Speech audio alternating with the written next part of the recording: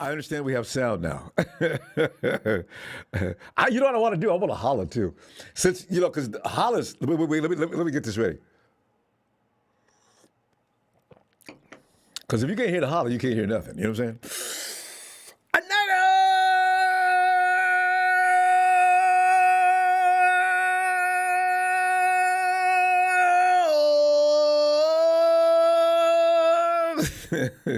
So, okay, Todd Nolan, thank you. Somebody acknowledge you can hear all that racket. Fam, a huge coaching move. Huge. I'm talking huge, right? Every year the Niners lose high quality coaches from their staff. Heck, we lose high quality people all over the place. Mayhew leaving, Adam Peters, he may still be leaving. You never know what's going to happen with the people of San Francisco, because success draws attention, and so people want this guy and this guy. Wait a minute, we're going to give you more money. How much is paying you? That's chicken feed. We can do better. So pretty soon they're gone. Money works. Except DeBico, but that's another story. But with head coach Kyle Shanahan's coaching sidekick, Maine Coon Boone, and all those good things, they go way, way back. Recently promoted offensive coordinator, Mike McDaniel, right? And I say the signing prompts speculations. McDaniel is involved with the Miami Dolphins head coach position. That hasn't been decided yet. I get the feeling this is tough love by Shanahan, because there's no way he's not satisfied with Mike's work. There's no doubt about what Mike and him did together. And, they still, I don't care what anybody says. If I got a healthy Trent Williams and a Jimmy G, I don't care about the shoulder. Just give me Jimmy G's hand. Those throws that he missed, he never misses. So I'm saying, it was just tough luck. And that's the only reason why. So you can't blame Mike or anybody else on the team. So tonight, tell you what, taking your phone call for your thoughts on the Niners hiring of Anthony Lynn and what impact that will have on the coaching staff and player personnel alike. Oh, by the way, an arrest has been made in that attack that left the Niners fan seriously injured. Yeah. You know what happened outside of SoFi, right? Stadium at the NFC Championship game?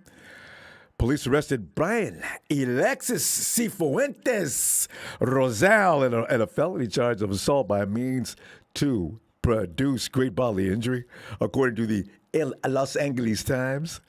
Authorities indicated the injuries to 40-year-old Daniel Luna stemmed from a brief fight between Luna, who was wearing 49ers jersey, and Cifuentes Rosal. He was dressed in Rams gear. That makes things kind of clear. It's like watching a movie with the good guys and the bad guys. You can tell, especially those movies where they have the guys wearing clothes marked to indicate that they are the bad guy. So security video has not been made public, but authorities said it shows Luna and Cifuentes Rosal exchanging shoves, followed by Cifuentes Rosal punching Luna, and Luna falling and hitting the back of his head on the pavement. Oh. So Luna's condition has neither improved nor deteriorated in the days since he was put in the hospital. And this, according to the mayor of Inglewood, the announcement of the charges against Cifuentes Rosal. Man, you got big trouble now, don't you? Over a football game. Damn fool. Look at you. Anyway, let's get into this. The Niners are hiring Anthony Lynn as assistant head coach. According to Adam Schefter of ESPN, and you have to wonder, first when I saw Adam Schefter say something, Adam, man, you be jumping on these things, man. So can people like Tom Brady come and say, I never said that, But this time it looks like it might be real. According to Adam Schefter of ESPN, he reports that Lynn had other offers but decided to join Kyle Shanahan's staff. And meanwhile, as I mentioned, the Niners will still could lose OC Mike McDaniel, who remains a candidate for the Dolphins head coaching job. With second-year quarterback Trey Lance presumably taking over for Jimmy G, this move has all kinds of thoughts on it, doesn't it? Coach Lynn joins the Niners a month after being dismissed as the OC of the Lions after only one season. And Lynn probably says, I want to thank you guys. I don't want to walk out here quitting, you know what I'm saying? No, don't worry about it. I don't even get severance. Forget about it. I'm just delighted. Y'all take care. I'm out of here. And he immediately went to go find somebody he could work with and get something done, right? Coach Lynn became a name in the NFL back in 2005 when he served as them boys running back coach alongside of Coach Our coaching staff was full of future NFL head coaches at that time. He later worked under Rex Ryan and with the Jets and served as assistant head coach to Ryan with the Bills. Lynn was also the Chargers head coach from 2017 to 2020 before spending 1 year as the Lions offensive coordinator in 2021. Tyrod Taylor, rolling through your thoughts right now, Andy. Yes, because, Tyrod and Lynn know each other really well. We got a quarterback that likes to run around. We'll see, because we don't have Sudfeld is not going to work. Sudfeld and Lance as your 1-2 quarterbacks, that's not going to work. So Tyrod Taylor rolling through your minds, maybe, or they got something else in mind. The 49ers, as you know, fired their assistant head coach, John Embry, earlier in this week, which was almost controversial. We don't know all the details. All we heard about was a 60% cut in salary, which anybody would have walked. And is that how you get somebody to say, I quit? Anyway, the 49ers don't want to talk about it. Nobody wants to talk about it anymore. I guess it's just dead meat. Well, it may raise up later, because a lot of times people leave and write a book about what really happened. And these, really? Oh, yuck. You know what? I hope we don't have to go through that. So Lynn replaces Embry. The team might also lose their OC and running game specialist, as I mentioned, Mike McDaniel. So Lynn would likely take the duties of McDaniel if he accepts the Dolphins' position. A question everyone has asked is, who will mentor Trey Lance? As I mentioned, Nate Sudfeld is unrestricted free agent. Andy Dawkins. Wait a minute. Is that Andy? Yeah. The Red Rifle's still out there. The 49ers wanted him last year, actually. But Tyrod Taylor was with Lynn in Buffalo and Los Angeles. He has familiarity with Lynn, and has experience grooming young quarterbacks such as Justin Herbert. And Lynn has familiarity with the organization and the Shanahans. Lynn played for the Niners in 1995 and 96, as you probably already know. He also played with Denver in 1997-99 when Mike Shanahan coached the Broncos. See, the dots always get connected with Kyle. You notice that mostly?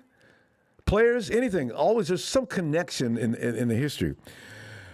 But this signing I did not see coming, fam. I got my own theory. I got a feeling Kyle's going to hope that Mike McDaniel goes ahead and takes that head coaching job which is best for his people. That's how Kyle is.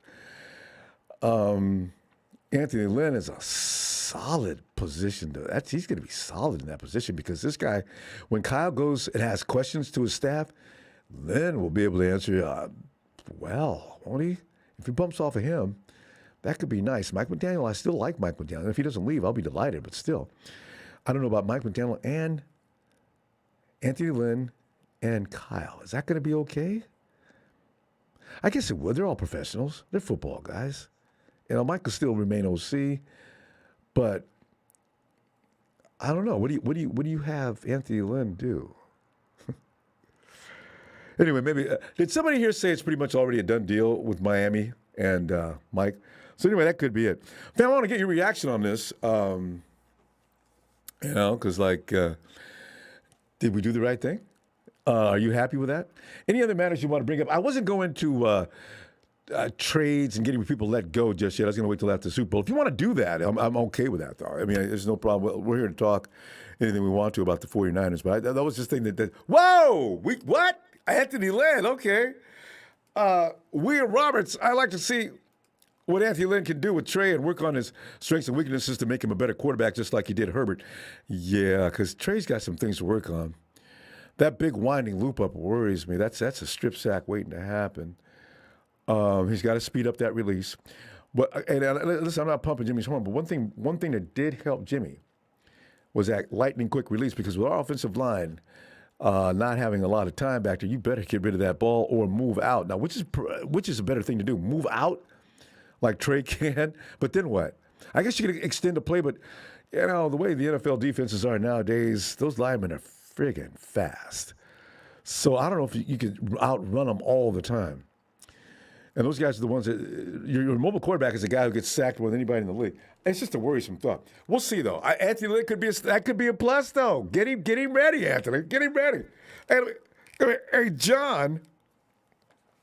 Ronbo. John, 49ers Ultimate Report. John, come on in, man, and reflect upon the new signing we got here with the coach. The first thing I, I want to start off by saying is that hopefully the 49er fan, comes home in one piece because, as a baseball Giants fan, yeah, I remember when that happened. I'm not sure what happens when the San Francisco sports teams and the LA sports teams, it always gets crazy. But to be serious, Good point. I hope he's all Because right. Yeah. John, you point out something I've been worried about too. Now, there's going to be retaliation. See, I know some people do. Oh, you go jump on my boy? Okay, wait till y'all come to San Francisco. I know there's going to be contingents of people thinking that way. Hopefully not, though. Then let that stop. So, yeah, hope not. Yeah. But let's talk about Anthony Lynn. Yeah, like I was surprised. Like I was just like minding my own business, and I go, and I look on social media, and Anthony Lynn is, just hired as the San Francisco assistant head coach. I was like, man, what a good signing, because, I like Anthony Lynn, and, all the stuff that they said, going back to Kyle's dad, and, he was a player for the 49ers. Yeah.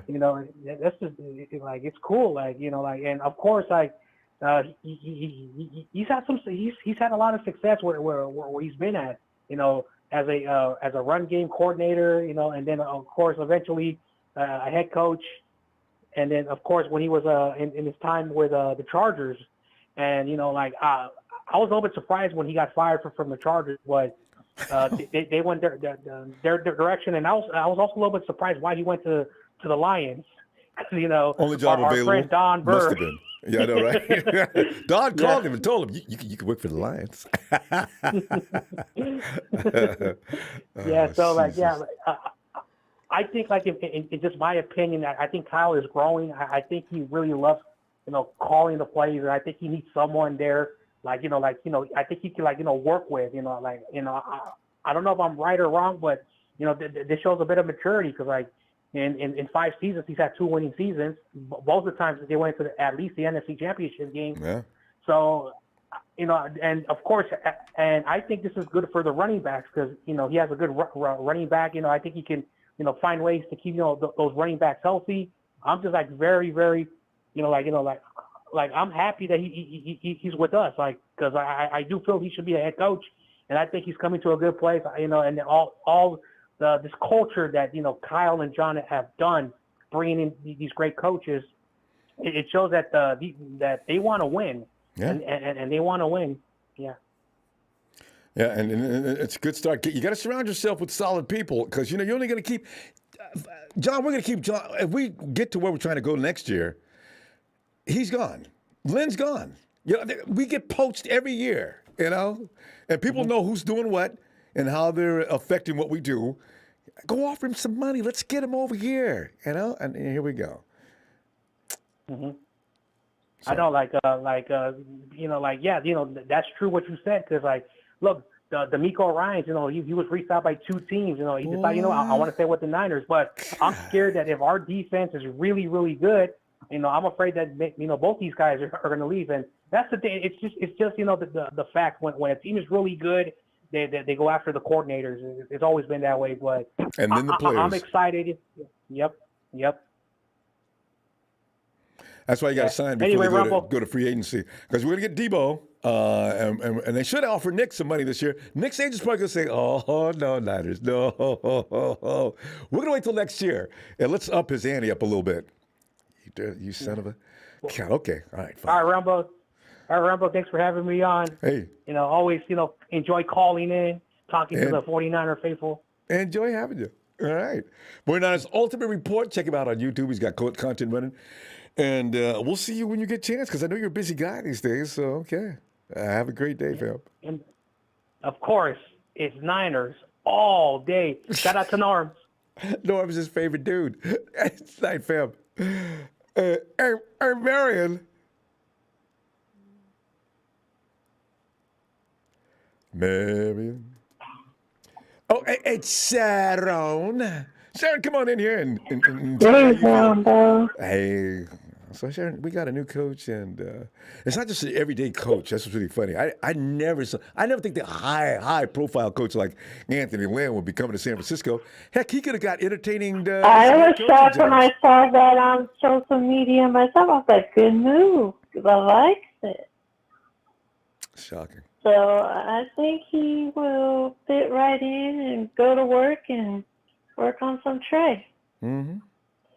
He knows Kyle. And, He knows Kyle. He knows the Shanahans. D'Amico Ryan decided to stay in San Francisco, so Yeah, he's not going nowhere. He decided to stay. Yeah, he did. Thank God. For this year, okay. But he can't keep making a defense like that. D'Amico wants revenge. You know what I mean? D'Amico said, okay. Rams got past us 300-something yards. I ain't going out like that. So, he's coming back next year and say, okay, now. Yeah. And then we'll lose him. I think it's going to be a lot of new changes in the Niners nation. And, Niners Empire, Sharon. Niners Empire. Yeah, not Empire. Me bad. Oh! I caught myself. But, yeah, Niner Empire. So I think it's going to be a lot of changes this year made. Because they're working on it already. I mean, they got to work immediately. Like, they already signed 11 players. It's going to be that all those guys. You got to fill up the roster. We got to get 90-something people out there. Sure, you never know. You hide all those future contracts. You never know which one's going to come emerge. Somebody's got to. Anybody in the chat who came from those futures that we kept and looked good? Yeah. Yeah. Did you see the Pro Bowl where George Kittle and Debo were having a blast? Oh my God! You knew George. Even if Debo wanted to be serious, George wouldn't. So if you're hanging out with George, you gotta get crazy. Yeah. I'd love to hang out with George Kittle. God. That's got to be hilarious. Oh yeah. I would too for a day. God, a month. We got off season. Yeah, we got off season. So hey, but Sharon, you'd have to work out with George. You have to work out with George. That's not sane. George does not do sane workouts. So that's the only thing. Yeah. You know what, Ronbo? I have a funny feeling. I don't know why I have this feeling, but I feel like Jimmy G might go to the Bucks because Tom Brady retired. I think he might go for the Bucks. Could be. I don't know why. Could be. Because it seems like the Titans are a chance to get Aaron Rodgers. Yeah, sure do. Wow, he's really going to leave. He's wanting out of Green Bay, so. Yeah. How about Russell Wilson? We're going to talk about this a lot in the next weeks to come, but there's a lot of quarterbacks rolling around here. In the next few weeks. I don't know where Russell Wilson wants to go. The Saints, maybe? Well, Saints got a new coach coming, too. It depends on who comes over there to coach. Yeah, exactly. Pete Carroll.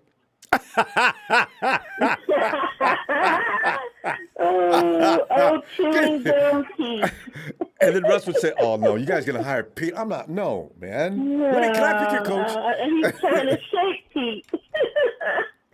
Oh, that would be hilarious. I think we're going to have a pretty fun off season, though. I think the Niners are going to get pumped up and they're already, behind Trey and looking forward for Trey. So, did you see the interview where Jimmy was thanking everybody? Oh, yeah, of course. Yeah, Jimmy's a class act. All class. Yeah. The Bucs would be nice. I'd like to see him with the Bucs. They got an outstanding defense when it's healthy. Yeah, I think that's where he's going to end up for some reason. I'm just feeling it. I don't know why. Solid one game before. I don't see him fitting in with the Steelers, but maybe the Bucs. Yeah, I know, right? I don't see that either.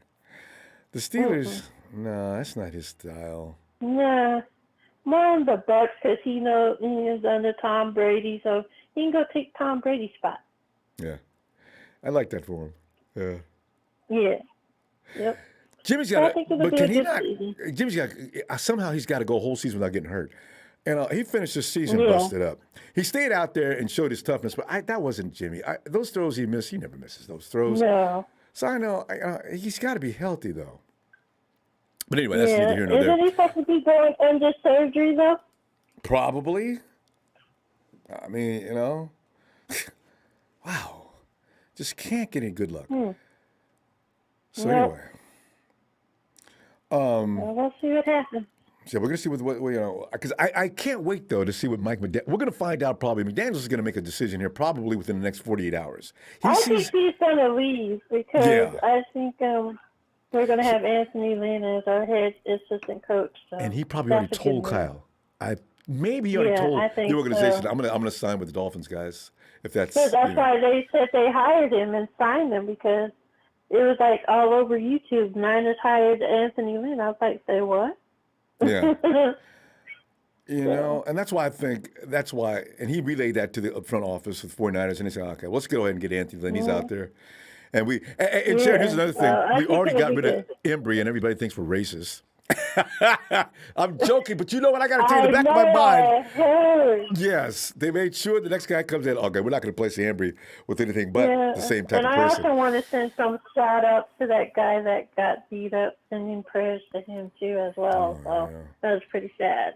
It really was. So I was like, okay, hopefully it doesn't retaliate though, Yeah, see, that could you know how we are with the Raiders.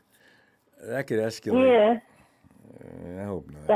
That will probably happen, but I hope not. But I don't even know what started that fight. I know somebody said it was a huge fight after. Well,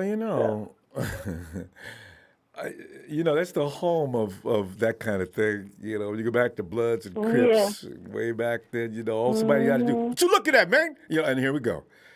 And see that's. So hopefully they get the guy, and the guy goes to prison for prison time, so whatever. So yeah, well, it's funny. But our system nowadays. I know. If you got a well-versed lawyer, you can make it look like you were defending yourself. If you got a good lawyer, then maybe you can plead your case. But the system nowadays is be letting people go for nothing nowadays. Now, like really, or parole them overnight. But we'll see. Mm-hmm. Well, but anyway, so we're gonna go. Sharon, we're out of time. I'll be back Sunday. All right, looking for you. All right, Ronbo. You have a good night. Thanks, Sharon. Bye. All right, bye. And Rakim, good to see you, fam. Rakim says, hey, how are you, brother? And so grateful for you, man. I am sad about G. Loved everything you did for us. I am positive about the future. We have a lot of great talent. Super excited about Coach Lynn. I know, man. I can't imagine how he's going to change the flavor and the environment around that clubhouse. It's going to be interesting to see how that transpires. T-Flow, and what up, Rob? Lady Ali. T-Flow. Hey, Rob, how's it going? It's going all right, man. We just got a new coach, and I don't know, man. What do you think of T-Flow? Was that a good idea? You feeling good about that kind of pickup? What do you think? Nah, I'm feeling really good about that pick. I think Lynn's a really good coach, and not only that, he's liked by the players. So yeah, that's a win-win right there. Yeah, I'm trying to understand why he got fired in the first place. These people keep getting fired, man. I'm thinking, wow, you fired him? The Texans, all these other teams, you fired him? Damn. Right. So. And right now, I don't think Mike McDaniel should take the Miami job, especially with all this stuff going on with Miami. It's like basically what you call it, Flores. He had two winning seasons, and they fired him. Fired. So basically, why would you want to set yourself for failure? T-Flow, also, do you believe what they always deny these things, but the $100,000 to throw a game so we can get better draft picks? How do you make that kind of thing up? I believe it. I do too, right? I believe it. You can't make that up. 100%. If anything, I would 100%. If anything, I would have said, okay, $100,000 ain't enough for me to risk my career and everything else. You're going to have to pay me more money than that. What? I'm saying, man. I'm not here to lose. I don't know how I would have handled that. That, and also, too, two winning seasons. And they fired him. Because Shanahan he wouldn't take the money. Oh. Because he probably, you know what, T-Flow, Mike McDaniel, he better be asking questions during that interview. He'd better be asking questions. Oh yeah, because if not, he's gonna get set up for failure. Where basically it could jeopardize his head coaching job. Period. Like you want to make sure you get an organization that that's gonna have your back. And the way it looks for Miami, it doesn't look like they have their backs. They have 2 winning seasons. But the one coach that I wish that they would get rid of is just the quarterback, because I don't like how he's progressing quarterbacks, because our quarterback coach Rich Gangarello. Yeah, he should leave because I didn't see anything new with Jimmy for the 4 years he was here. It looked like he digressed, because remember, like when we were talking on Monday, Jimmy on the first 5 weeks, he was moving, he was rolling out, he was doing this, he was evading pressure. Now all of a sudden it's like, what happened to him all the 4 years he was here? What happened to the feet work that basically he's been doing?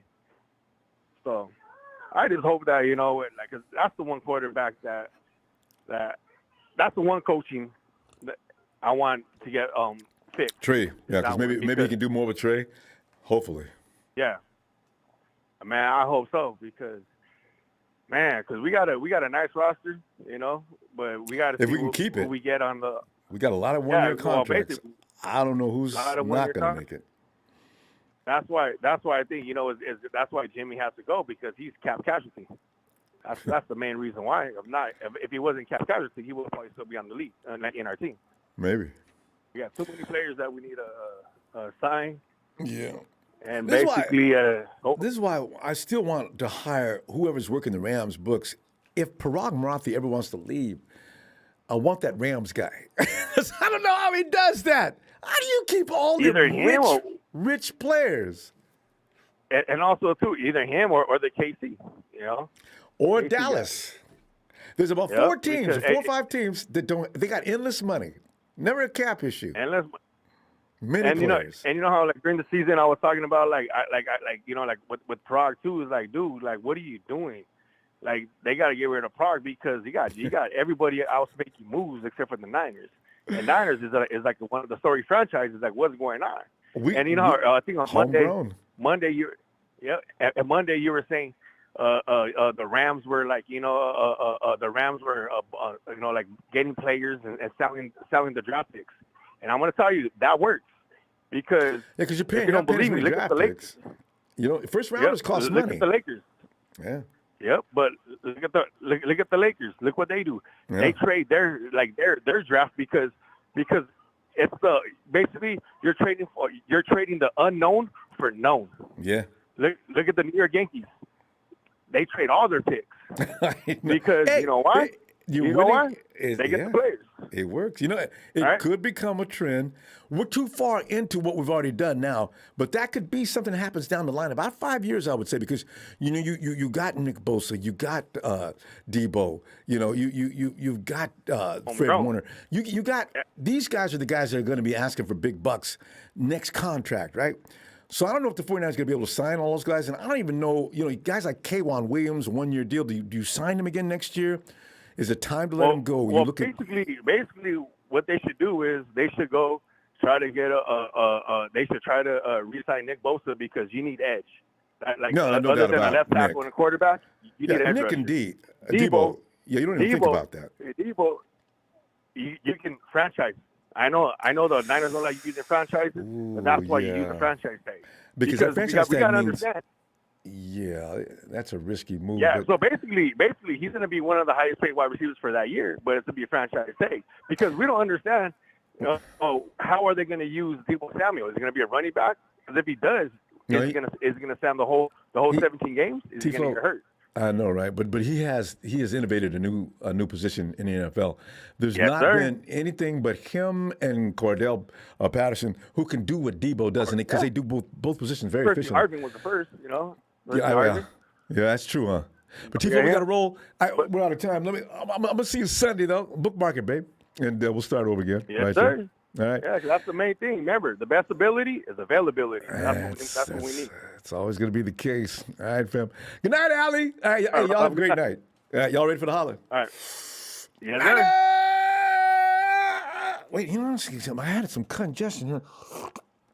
A Niner! See that? I got to get that. I got to take it into the shop. All right, man. Y'all have a good night. Water. Get a little water. Get some little honey. Get a little honey. That's All right, Ronbo, have a good night. Night, fam. And Mr. Black Eye says, hey, look, my whole staff must come together to get my Niners on track. It's all about the chip. I'm tired of us coming up short. Time to blank win it all. All right, amen. Amen. There he is. As we cross the blue waters of Hawaii, where we catch Tony in a bowl of poi. Hey, Tony. Aloha. Aloha, Ronbo. How are you doing this fine Aloha Friday? I don't know. I'm doing great, man. I can't wait for it. We got a long way to go, so I'm going to get a little weird between now and... we got to knock out 3 or 4 months, and I'll start... All right, countdown. But right now, we're at the beginning stages. We haven't even played the Super Bowl.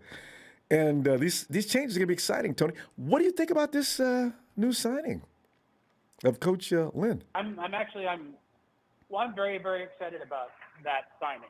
Very excited about it. I know, Okay. We couldn't retain the services of both Coach Embry and Coach Lynn. But just looking at the amount of experience that Coach Lynn has and just the results that his teams have had on offense, specifically in the running game. Mm-hmm. The statistics people are, spouting out about just the teams that he's coached. He has an impact on that run game and gets it into the top 5 unit. And in some years with, quarterbacks of the talent level of a Tyrod Taylor is able to make like a top 5 rushing and top 5 passing offense. I think he's going to be really good. He's also going to be, as a former player, a guy guys in the locker room can really look up to. So the other point I've also seen made is that, he was actually coached under Coach Bobby Turner when he was in the league himself. So there's a the lot dots of are good, just connecting. I didn't know about that, Toad. God. Yep. Yeah. And now the thing that I personally excites me most about this whole Anthony Lynn business is that it means that looking at his previous coaching staffs, like with the Chargers especially, he had Pep Hamilton as the quarterback's coach. And Pep Hamilton, of course, was the one who was instrumental in the development of both Justin Herbert and even this year in Houston with Davis Mills. So if you were to tell me that we get Anthony Lynn today, that brings credibility to the offense that they're going to run next season, number one. But then if they can bring in, a Pep Hamilton to be the quarterback's coach, and get rid of Scangarello, I think that could be tremendous. Exactly. And that's my big fingers crossed thing. If Lynn can help us bring in Pep Hamilton, who would be willing. I mean, if McDaniel goes to Miami, Pep Hamilton could even step up to be the offensive coordinator and have that title. But I think it could really, really be something. And I'm blown away by it. Do you like the signing, Ronbo, of Anthony Lynn? Because I've always had respect for Anthony Lynn. And but when they said he's going to be an assistant coach, you want an assistant? We're going to get Anthony Lynn as an assistant? Yeah. I mean, I couldn't stop saying it. I was reading it. I said, really? Okay. All right. Yeah. Delighted.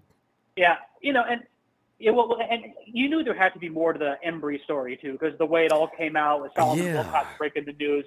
And by the way, I totally see what the 49ers were trying to do because they did try to retain both Embry and sign Anthony Lynn. But if you can get Anthony Lynn, I think you definitely, between the two, much respect to Coach Embry, but I think you definitely take Anthony Lynn just because of because the other thing too, where he's going to help as a former head coach is that Kyle Shanahan, does not do very well sometimes with clock management, especially at the end of half. And so I think having another executive person next to him with a lot of experience making those calls could help to police a lot of those timeout use situations and maybe even some challenges, things like that. Those bigger picture issues that Kyle could use some help with, quite frankly. So, Tony, let me ask you this though: do you think Kyle was instrumental in making this decision to hire Lynn? Because sometimes I wonder every now and then if John Lynch and Adam Peters, I wonder sometimes if they're working independent of Kyle, and we'll tell Kyle about this later. I don't know if they have that kind of relationship. They probably don't. But do you wonder about that? Because do you think Kyle brought up Anthony Lynn's name? Or was it one of those, let's clean up our mess here before people think Kyle's the alpha dog. You what? Well, I think Kyle's the alpha dog as far as it goes. I think that's true. It's his coaching staff. And look at the, he's really good at building coaching staffs. I mean, Robert Saleh is the head coach now. D'Amico Ryans was almost a head coach. Mike McDaniel might be a head coach, coming up in a few weeks. So he knows good coaches, and I think he will. He's ultimately the one. If he didn't want Lynn in there, it would have been a non-starter. They had Embry. So I think it is an upgrade. It really is an upgrade. Just looking at the output of his stint as offensive coordinator, and then looking at the work he did, with like Phillip Rivers and with Justin Herbert. I think really he's got a lot of experience, and he's also the kind of coach that players are going to respect for a lot of different reasons. And hopefully this too, he'll be able to get more, accolades as a stellar assistant coach. Maybe he one day might be able to go and be a head coach again, and have some better luck with the franchise that might have a better winning mentality than the Chargers did. So I'm really excited for it, and it's going to bring some juice to that sideline. I watched some footage of him coaching, and he's a guy who was just he was a player. He talks to the players, and he's not just a schematic guy. He's really into the game. So at least that's what it appears to me. And I like it. I'm very. This is a huge deal. It's a huge deal. I agree. Having football guys, I got him standing next to D'Amico. I'm thinking to myself, damn, Niners. Well, that'll work. We need to do something special this year. Yep. Because you got an assembly of talent, Yep. a coaching staff, and players. Wow. So anyway, we're gonna find out. Exactly. Good stuff, Tony. I'll be back Sunday looking for you if you got some time. It's going to be exciting, Ronbo. All right, fam. All right. Take care of yourself, Ronbo. Aloha. Because Tony's sitting at the poolside somewhere in nice temperatures. Tony, is there any cool air flowing through that area right now? Actually, the trade winds are not blowing this week because there's a high pressure system to our north that is inhibiting those trade winds. But it's Hawaii. It's 79 degrees. It's 6 p.m. and life is good. All I can say is that. Aloha. Stop it. Aloha, Tony. I'll see you Sunday if you got time. Take care. 79 degrees. Oh, hey, Mr. Black Eye says one more for you. What's your thoughts on Flores? I really feel sorry for him. I don't know how. Well, if I'm Flores, what do I have to do? I mean, if I'm fired? Come on, guys. Are you serious? Just because I had to take your bribe? But Flores, he shot himself in the foot now. The good old boys of the NFL are not going to take kind to him exposing that kind of thing because the NFL, fam, the owners, that's nothing but a syndicate. And you know it. So when you start doing things like that, you're done. And I feel sorry for him because he's a good coach, but now I don't think he's not going to recover from this. Oh, there he is. Mrs. Mike's baby boy, Niner Mike. Mike, forget about it. Get in here. Mike. Hey, Ronbo, you go ahead and come back to me. Come back to me at the end of the program, all right? So we got enough time so we can go rounds, all right? All right. Ronbo. But also, I know what you're doing, Mike. Come back to me at the end of the program, all right? We'll do that. All out, all right? We'll get it all out what you got to say, all right? All right, fam. Be back later. All right, Ronbo. Yeah. All right. Hey, Jay.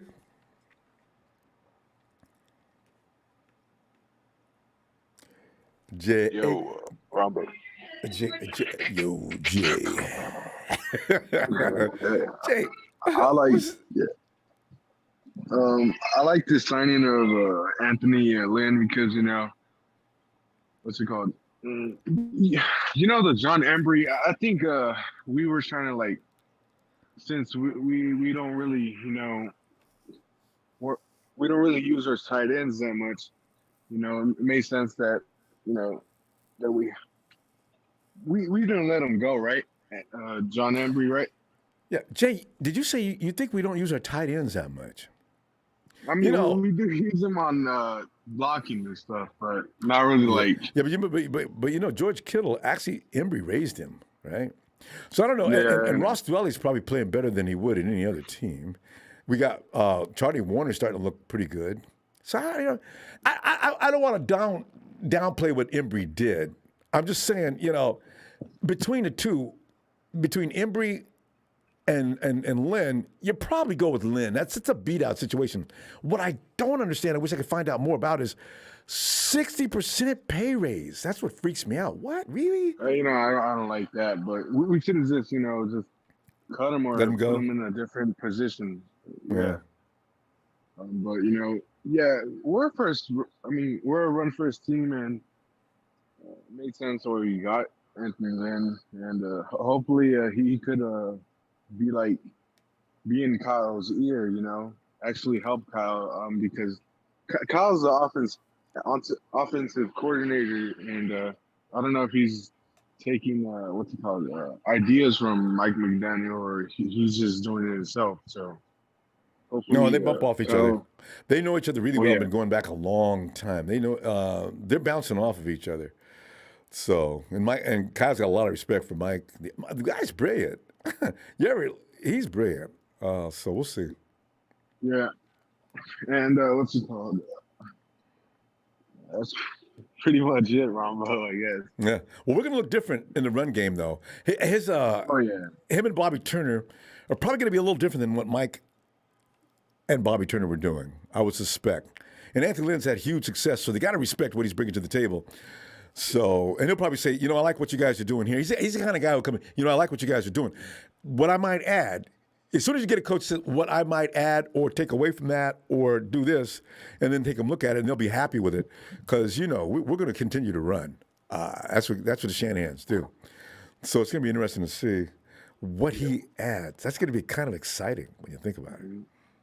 Our offensive, our run game is definitely maybe going to enhance, be better probably. Who knows? But, the thing about never know. The Lions released Anthony or what?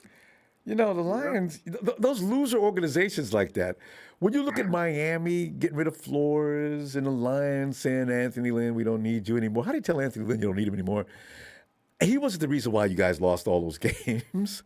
I mean, the offense, I don't know if the offense was all that bad. You had a lot of things wrong, but dropping passes like they were against us when we first played them, some of those passes should have been caught. And they would have been huge gains, and that game could have been different. Even at the end of the game when they were coming back on us, somebody had to teach them that stuff. Anyway, that's not our business, but I'm thinking, some of these guys that get fired, I wonder if it's always for the reason that he's incompetent. I don't think Lynn's incompetent. I know Flores ain't incompetent, so I don't know what's going on.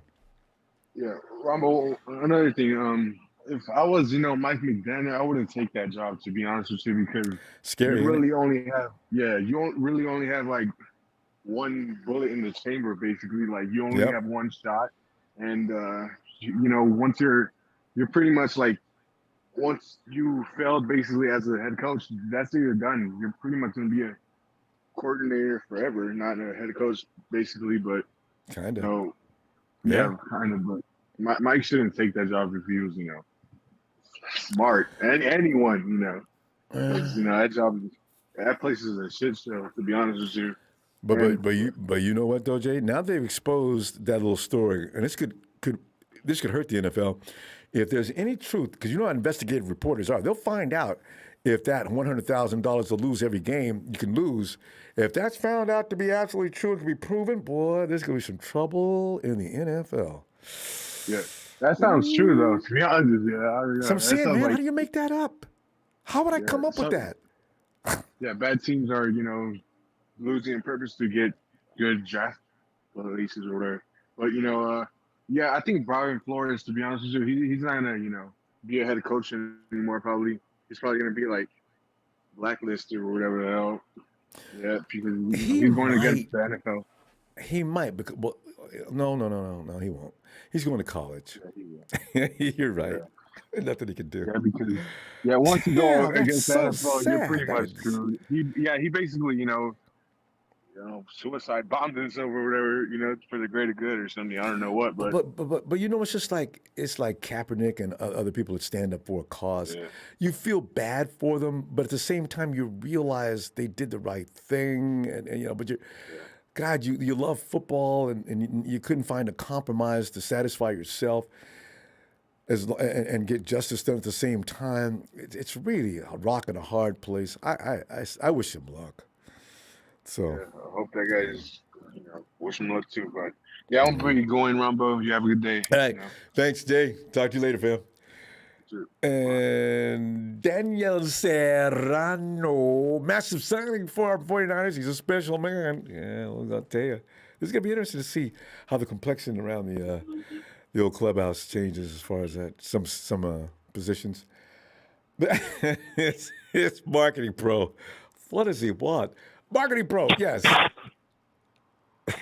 Hey, what up, Ronbo? I just got my sweet Jim Everett jersey. You know, I got the Super Bowl patch on it today. Life is great. Rams Super Bowl champs, like I predicted. But I just want to give you a call because you're the realest 49ers sports platform. You know what I'm saying? So what do you think the 49ers are going to do now? They went from going from NFC championship games to Super Bowls. Oh, we'll be ready in 2 years now. Reality's sitting in.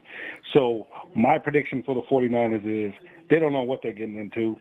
They didn't play Trey all year this year, and Trey's going to have hiccups. And these fans are going to be all over him just like they were over Jimmy G. I'm telling you. Maybe not. You know why? Because Trey's going to be given the benefit of a doubt. He didn't get any training in this year. How many points did y'all score in the last Super Bowl? How many points did y'all score in the last Super Bowl?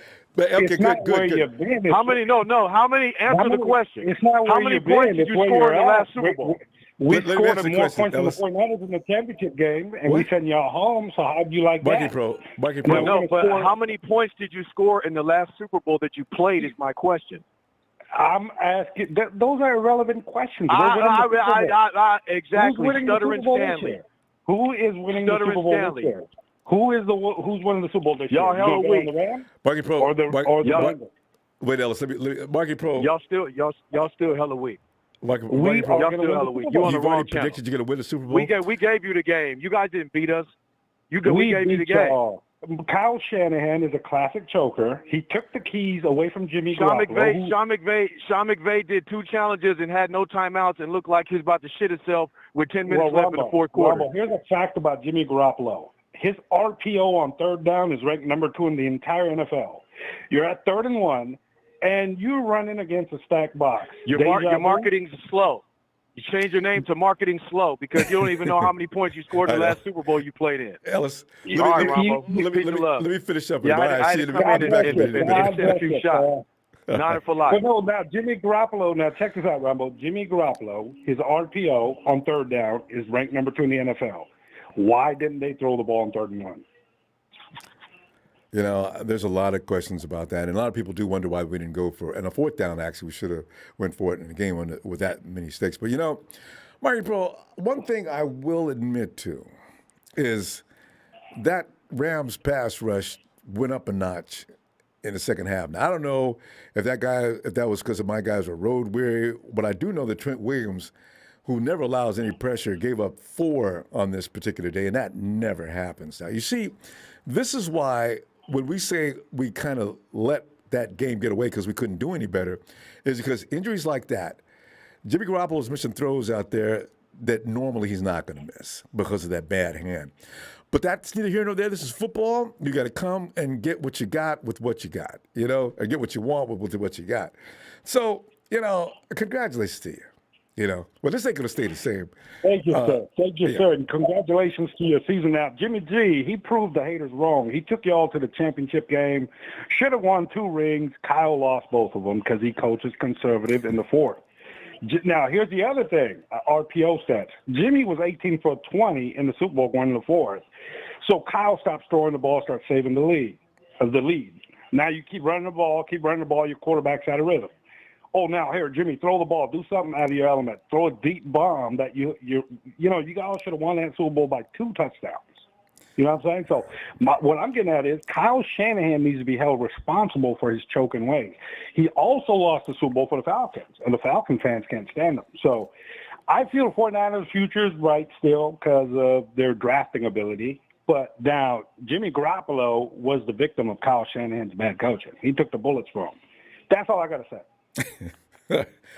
Marty Pro, all right, and you figure you're gonna win next weekend, do you? I got, you know. It's gonna be now. Let me tell y'all, it's gonna be 38-24. Matthew Montana and Cooper Rice magic, baby. It's gonna be great. Matthew Montana, Marty Pro. We'll see you next time. I'll be back Sunday. All right. Yeah, Ronbo. Matthew Montana. Okay, that's terrible. Matthew Montana. Hey, Ice and Nina. What up, dog? You know, I tell you, this coaching move, I'm telling you, I'm digging it. I was shocked because I thought Adam Schefter did it again. I said, Adam, man, what do you just be making stuff up, man? You can't come in and put Lynn on the staff.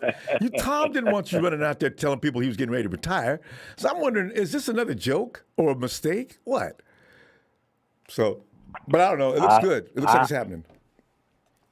I'm gonna tell you why he brought him there. That was a damn good move. That was the best move they made in a long time on the coaching side. Yeah. Long time. They brought him there for Trey Lance, man. Yeah. Is he a good quarterback coach? Because Herbert is the only guy I've ever heard him. Yeah, I thought he's the one that coached Tyrod Taylor. Yeah, that's right. He did coach Taylor as well.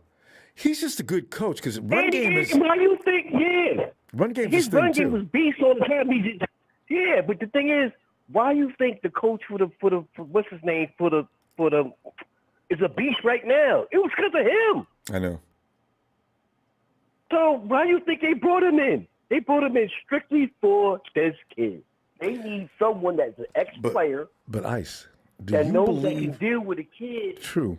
But do you believe the Ambry game and the kid? Okay, but do you believe the Ambry story is what I want? That just bothers me. I hope that's not all there was to it. Ice, you came to work. All right, Ice, man, we gotta drop you back about 60%. You good with that? No, I'm not good with that. What are you talking about? And I want to know more. That kind of worries me. Then we hired, so it's not racist though, because then we hire, Lynn. And I'm just wondering, but why y'all want to do Ambry like that, man? You've been with her for a long time. I don't know. But see, I'm gonna say so. We don't really know what goes on behind these dealings. Like Flores says, a lot of backroom dealings that we just don't hear about in the media. And we only fans, and we only can go on what we hear and what is said about it. Now, you got to understand something. The reason why Niners do need to have money, because number one, we have 31 free agents. Money out there, man. Got Jimmy Garoppolo at $25 million. And check it. You got Greenlaw. Even with Jimmy gone, do you know they've only got $30 million? I couldn't believe it. Yeah, and they even trying to move Greenlaw now too. Yeah. So, So and right now him get paid. Right, but they're not going to do it because he's going to want too much money. It's a fact. So why keep him when you can just trade him? Well, we do a good job with linebackers anyway. And next year he's going to win a ton of, but we don't need him. We got Al-Shaair. Yeah, maybe Sunday we should start looking at eliminations we can do without. I agree. Al-Shaair, that's a good replacement. Yeah, I think he's a better all around player than Greenlaw. What are you going to do in the slot? Lost his slot. What are you going to do in the slot? I'm going to tell you something. What I personally think, with Lynn coming as a coach, that takes a lot off of Shanahan's plate. He could do a lot more with the offense now with this guy. No. I'm talking about defensively. Because you got a one-year contract with K'Wan Williams. And are you going to overpay for K'Wan, or are you going to let him walk? What are you going to do then? Let him walk. You let him walk? You got to let him walk. Who's going to take his place? There's a few guys who let him walk. Yeah. No, you can't use Dante either. You're going to have to let a lot of these guys walk. You know why you're going to let a lot of these guys walk? Because what they're going to end up having to do, if they really want to get this defense where they need to go, they're going to have to let so many different dudes walk. Free up much money as they can. And Ice, before we run out of time, let me get your opinion on this before we have to go. D Ford may be with us next year. The cap hit, it's not worth it. We'd end up losing money cutting D. I don't know how D Ford's agent set that up. He's become an albatross hanging on our neck. You can't make any money getting rid of D Ford. They're going to lose him again next year, and we're going to be sitting around crying. D Ford is still walking around here with a uniform on. Well, that falls on John Lynch. John Lynch needed right now for these next 2 years. We got to eat a lot of shit. Excuse me, we got to eat some shit this year's coming up that we ain't going to eat. But what we're going to end up having to do, I know we got to cut it short. We have to cut a lot of dudes loose.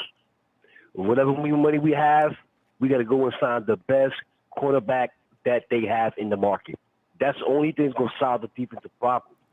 They're What going if to be Michael the Glenn key core doesn't come guys in back? the front. What about the offensive line?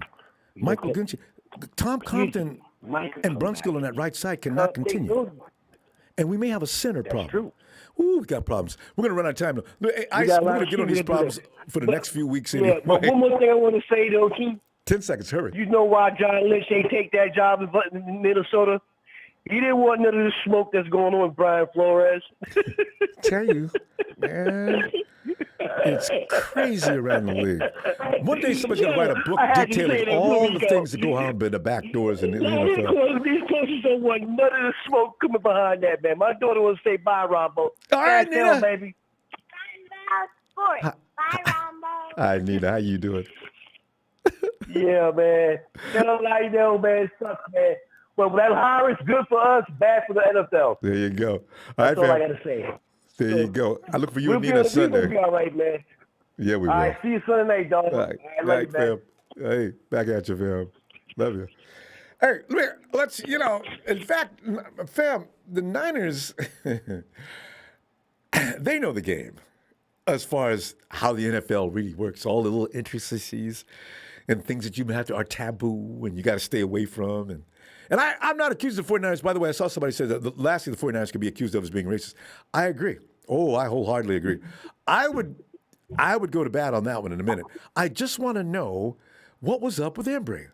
I just like to know. Maybe Embry did something wrong. We didn't get that. Maybe the Niners did tell a story on that. But the Niners aren't going to address it. It's over. And that's going to be the end of it, I guess. Hey, Marion. What's going on, man? Man, What's going on, brother? oh, man, I'm just looking at the situation now. All of a sudden, it's a surprise. And I imagine this may be the beginning of a bunch of surprises, too, Marion. Man, we got Anthony Lynn on this coaching staff as an assistant. What? What is your reaction to that? I ain't excited about it because the main reason why he got fired because he was conservative with the Chargers. Okay. Play the conservative offense, and that runs into Kyle Shanahan palm because he like to be conservative in certain moments. So I'm not really about that. Oh yeah, I mean that's why he was fired. He was fired, man. You know, if you notice, Justin Herbert balled out this season. The offense was more spread out, going for it on fourth down, stuff like that. But that was one of the reasons why Lynn was let go, because they were losing close games and he was being conservative in those close games. Man, you know what that means? You know. This is he learned that from Shanahan, didn't he? His dad. What, Kyle being conservative? No. Mike was probably to some degree. Mike won. And Kyle learned, of course, what he learned from his dad first, and he may have added his own flavor to what's going on with that system. But could you be scratching upon something that could bite us in the booty here soon? You can't have two of them that don't have nerve. Well, the difference between Mike Shanahan coaching and Kyle Shanahan, there's two different eras when we're in the passing league. Yeah, Mike Shanahan lots was of truth to in the that. Broncos with John Elway. You know, he had Terrell Davis, who should be in the Hall of Fame, by the way. You know, he had him for about 7 years. Isn't Terrell Davis is in the Hall of Fame, right? Yeah, he shouldn't be. You said he shouldn't? Got him 7,000 yards. He shouldn't be, no. He only got 7,000 yards rushing. There's no way you can put Terrell Davis in there and you don't put Roger Craig in there or Jamal Lewis if we're talking about 2,000 yard rushing. But that's another conversation, different day. Okay. But Terrell Davis, you had him rushing the ball, and he kind of cut down John Elway passing because he had Terrell Davis with the run attack. You know how they love all to them run. people left. Yeah. Right, and when John Elway retired, he only had, he was rushing the ball, and he always handcuffed the quarterback. So there's something that we've been seeing, that the quarterback's always been handcuffed under the Shanahan. I mean, they hurt RG3 when they went to Washington. You know what I'm saying? So, and that's what I'm afraid of. They're gonna mess around and hurt Trey. You saw when he played Arizona, he was trying to run with Trey the whole time. So I don't know, man. I don't know. Yeah. I don't know. It's just my thing with Kyle Shanahan is he's gonna have to be consistent, and that's the issue that I have with him, because he does not win consistently. What he did was, and Kyle Shanahan slick. He said, well, let me go ahead and trade up and get Trey Lance. then at least buy me some more time. Because if it don't work next year, you can say, oh, well, he was, his first year starting, You see what I'm saying? That's what that's just me. That's just me. You know what I'm saying? But you got to be consistent. Yeah, Gotta be I hope consistent. that doesn't. Like McVay and like Bill Belichick, like all other great coaches, you have to be consistent in the NFL. And those are facts. So, but you didn't answer my question, though, but I'm going to wait. I'm going to wait. Because I asked you, do you think Kyle Shanahan gets the championship? And you ain't answered that yet. So I'm going to think about a week or two. Okay. Yeah, I don't know because I've been snake bit 3 times now. So, I don't know why. Madden went through that for a long time with the Raiders. John Madden's Raiders would come in and just pulverize the league all year long, but they could never win the big one until suddenly they figured it out. Maybe just it's a thing of Shannon's relatively a young coach, and maybe it's something that just happens at some point. So I could see him finally getting over that hump because you can't keep getting there because that means you're doing something right. Shannon's a sharp guy. He learned what he's doing wrong. I know, right? Their area code in Buffalo, you know what it is, don't you? 044.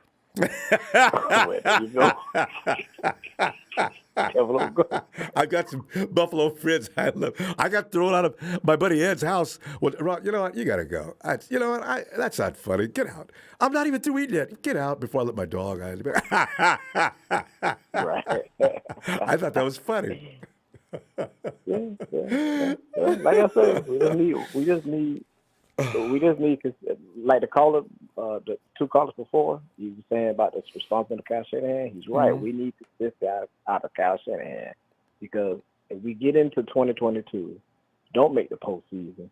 You know what I mean? Now we right back trying to rebuild a roster, get it back together. You know what I'm saying? So we can't be making the playoffs every other season. That's my. Somebody already made that joke already. We this is an odd. What is this? 2022, 2020. Yeah, this is even odd, even. Yeah. Which one do we do well in? Odd or even? Odd. We do better in the odd years, and we get beat in the evens. We'll see though. Yeah, we will. We'll be. Man, I don't feel like going through no losing season because after 2019 went to 2020, I thought I was gonna lose my mind. I don't want to go through this again next year. But man, I tell you what. I don't know. Go ahead. Good. We good. We'll talk later. All right, man. I tell you what. I'll be looking for you Sunday because now you got me thinking. I'm worried. I don't want to feel like being worried. All right, fam. There's nothing to be worried about. It's just something to think about. No, because I like remember how uncomfortable it was in 2020? That was really uncomfortable. I hated that. We could blame COVID. So anyway, all right. I'll see you Sunday. All right, man. All right. Okay, bro. See now, Marion got me tripping, man. I need to get me. Hey, Naj. Not by nature. Do I think Trey's gonna lose? Not by nature. I don't know. You guys, I don't know anything about Trey other than what I've seen a couple times. I don't know. You guys assume he's going to come in and just take the league by storm? Do you really believe? Give me something to go on, and maybe I'll join you guys. Because as soon as I see that is true, I'm all over that. But to assume without any experience or time and a little example we got, and just assume he's going to come in and just run the league over, I don't know how you guys come to that conclusion so easily. Anyway, I'm for it. I wish. I just don't know. Hey, Naj.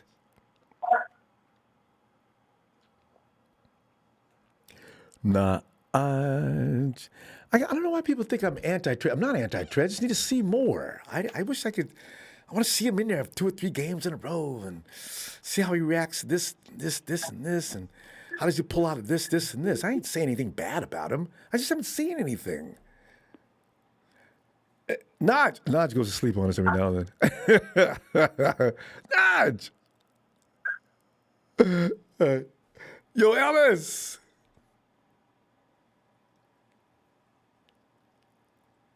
Ellis. Ron Bizzle, can I come in next okay. call? Okay. Appreciate you, son. No problem. Okay. Emilio. Hey, you want me to make it easy for you? Believe in Trey like you believed in Gabbert, and then you'll get over it. Gabbert, Blaine Gabbert. Yeah, believe in Trey like you believe in Gabbert, and you get all over that, and then it gets all over. It makes it easy for you. I gotta have more than that though. You know what? No. You believed in Gabbert when he was crap. You believed in Hoyer when he was crap. What's the difference? You don't know what Trey can do, so just believe in Trey. You get it over with. He's your new quarterback. I see Hoyer from here on in.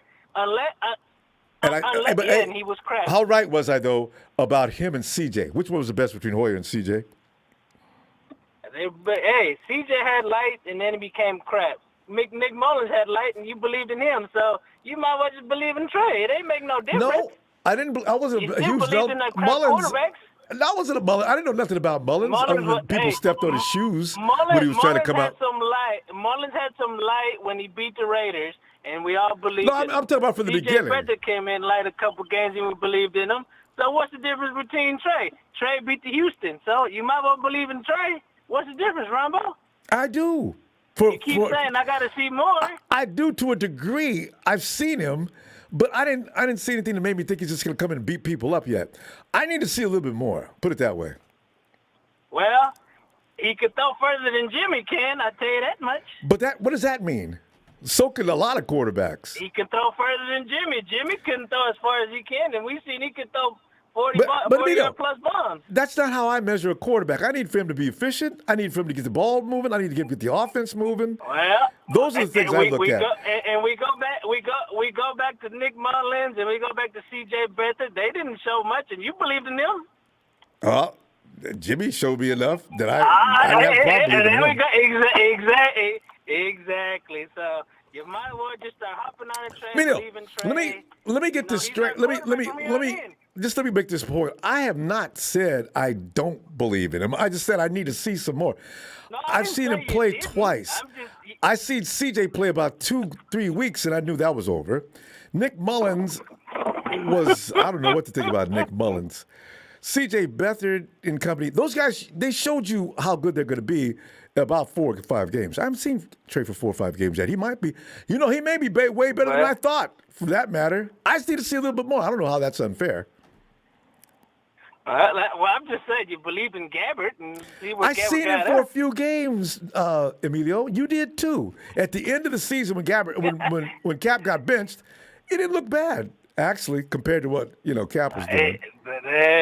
That was still hold a quarterback. But anyways, I'm just messing with you. Either way, you got to see more. I mean, at this point, unless they bring another veteran, Trey is going to be the starting quarterback, starting OTAs or offseason, whatever you want to call it. Trey's the starting quarterback. No doubt. So it ain't going to change no difference. So I just want to get excited about it. As of now, might as well. What's the difference?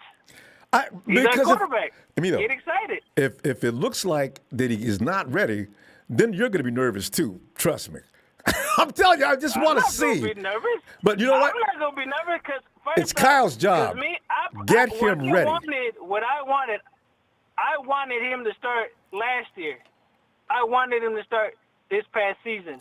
But Shanahan and his, big-headed ass didn't want to start him. Hey, maybe we could have got as far as we did. Maybe we couldn't. We don't know because you didn't start him. I was saying start him. What was the point of keeping Jimmy this long if we're going to get rid of Jimmy anyways?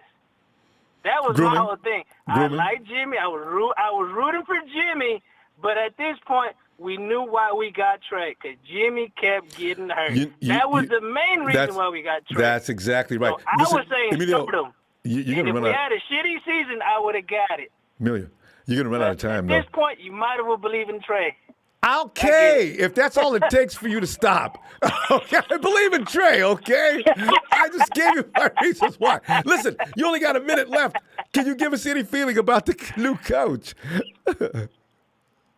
No, it's a good thing. We are a run team, so maybe it's to help out Shanahan more, make better, maybe better decisions, or make the offense even better. I'm all for it. So whatever helps us to get over the hump and especially get to the Super Bowl and win it this time, I'm all for it. So any more help we can get, doesn't matter if we get another quarterback, doesn't matter what kind of staff we get or what other players, I'm all for it. As long as we get to the Super Bowl and win, that's and all come out with a winner. I'm all for it. So. Yeah.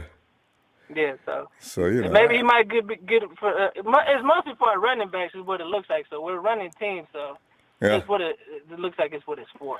It's gonna be a different approach. Better plays or whatever, or figure something out. Because everybody's used to what we do, so a different approach might be the right idea too. All right, Emilio. And then he worked with Herbert. So did he just work with Herbert last year, or was this year before? No? They fired him, right? They got that new guy in there, and he was explaining what went wrong.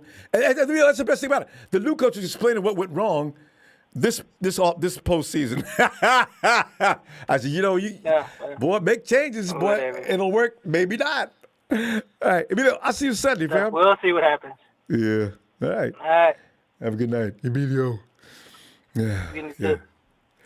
And we get Ellis, right? We going back to Ellis yet?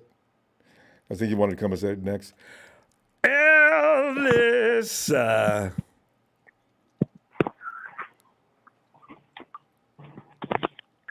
Bizzle. Ellis, that was, Marketing Pro is, you still hurt his feelings. You know what I'm saying? He's in the chat and he's really not a happy man. Why did you beat up on Marketing Pro like that? I don't. It's not like you.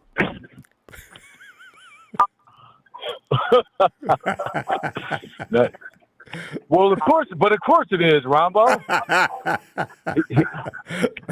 That's what happens when you're an outsider and you come into charted waters in shark territory. You're gonna get your ass ate up. Is that why Bird doesn't come? We haven't seen DB in a long time. But anyway. Oh yeah, I've been got on Don Bird. You know what though Don Bird's doing now? He's acting. He's trying to take a page out of Rudy's book, even though Rudy's been kind of slipping up because he's been getting beside himself. He's been trying to be a little more neutral and being more positive and a little more, so he can kind of get along. And it's kind of crazy to be from another team. I just couldn't imagine myself being in another chat of other players and other teams, can you imagine? And doing what these guys do. So you guys are a different breed. They're good. You know what I'm saying? They're special. It's not in your blood. I could not go to a Hawks chat, a Cowboys chat, and you asked Tony about them Cowboy chats, and I definitely could not go to a Rams chat. Boy, I don't know how they do. I'd get blocked with a hammer. Oh, I'd be talking trash. Woo! But anyway, Ellis, you're feeling on a new coach. Yeah, it was warranted. When you score 3 points in the Super Bowl, Ronbo, you really can't talk shit until you at least put up 21. So you guys better put up at least 21 points in the Super Bowl Marketing Pro. Cause y'all, you know what I mean? Come on, 3 points. Big Ben knows he better not. Might as well. Big Ben knows he better not score 3 points. Y'all had one point over what a safety is, which is 2 points. Come on, man. Anyway, see how he started stuttering? You notice he started stuttering and shit, right? Yeah. You became special ed that quick. Anyway. Ellis, back to 49ers business. All right, we got a new coach, yes, sir. New high profile coach. What are you thinking? Man, I was surprised. Anthony Lynn out of all the people, but it's perfect timing. I'm glad that they countered, did something quickly after doing what they did to Coach Embry. That was just kind of crazy. And then to take if that is a fact that they wanted him to take a 60% decrease in his pay, then somebody needs to be punched in the face. Yeah, that's just that. Somebody needs to be punched in the face. You can't. That better not be the case. There better have been some other, logistics and things going on. But I'm glad we got Coach Lynn. The only thing I would see, I know he's a great coach. He's got a really good resume and things like that, and he's well known and what have you. Things when it comes to the run game and stuff like that, I think, Mike McDaniel had he's like the brainiac. You know what I'm saying? Yeah. The way he thinks, he's a super they have nerd. different types Football of thinkers nerd. in the world. Yeah. Yep.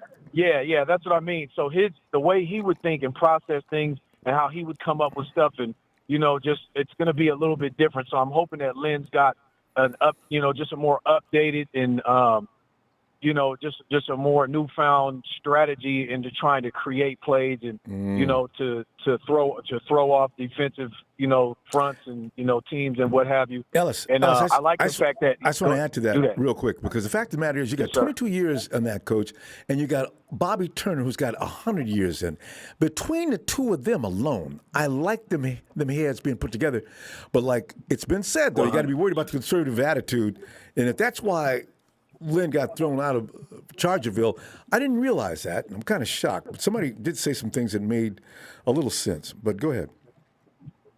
Yeah, well, that's what I'm saying. You have to in this sport, you have to be more updated and get with the times and stuff like that. So the way that Mike McDaniel, how they were doing all these different motions and going in different directions and mixing up and doing different things, he has to be creative in that form, in that way, because that's where we're at. You don't want to be easily. You don't want teams to be just already knowing what you're doing. That's kind of like what we talked about with Kyle. It's good to have a multitude of heads and different ideas and thoughts to come together so we can create, a powerful offense. But I do like the fact that, I think Coach Lynn can bring some encouragement and some benefits to Trey Lance. We need that. I feel like he would be a good, good person to have, since he's not tight end specialty kind of like Embry or Coach Embry was. But, maybe he'll have a little bit more to offer and help with, with Trey, and being a brother and what have you. I'm just, I'm hoping we can gain in more than just one or two ways. I know there's a lot more that he'll have to offer. So I'm good with it. I'm glad. I'm thankful. And I'm most importantly thankful we got D'Amico sticking around. That was really big in him. And next year's it, though. Especially considering the climate. Yeah, if he knocks it out the park next year, that's it for D'Amico, and then we're going to be looking for a coach, and I'm scared to death all about that already. And it ain't even time to be. Ellis, we're going to go, though. I'll be back Sunday. There's going to be lots of stuff to jump into, and be looking for you, fam. Yeah. Most definitely, Brother Ronbo. And, hopefully we don't have no issues going on. I keep hearing about this little stuff with Nick and some stuff about, him pissing in public or whatever, man. I don't know what the hell is going on. Oh, man, the TMZ story, that's not going anywhere. Good, thank God, because we don't need none of that, man. Camera Come on, shot man. from about 100 yards away. We don't even know if that was Nick. So, anyway. Yeah, but okay, peace and love, brother. Hey, thanks, fam. Appreciate you. Thank you for the platform. Shout out to production, man. Shout out to the Niners faithful. Marketing Pro. We need you getting more than 3 points, champ. You heard? So maybe they got to put you in a game. You know what I'm saying? I know you play multiple positions. You probably be the all-star of the team. You could probably get more than 3 points out of them, right? Yeah, let's see you do that for pretend. Shout out to the squad, fam. All right. Yeah, appreciate it. Love y'all. Hit that like and subscribe, man. It's for life. Yeah. Marky, I don't know. I'm not sure how Ellis feels about you. Hey, Eric code 323. Hello? Am I on? Yes, and what is your name? Hello, my name is Don. Don? Hey, Don. Well, welcome on. Yeah, I'm in, brand Don. new to this, man. I've watched some of your videos, and man, you are one of the most passionate Niners fans out there. I'm so glad to talk to you now. Well, Don, thanks. I appreciate that. I really do. Well, and as far as the topic today with Anthony Lynn and all that, that was a little surprising. I'll say that, but I always see him as a good guy. I think he can bring some spark to our run game more, because with Kyle Shanahan in them, no doubting of the play wizard that he is.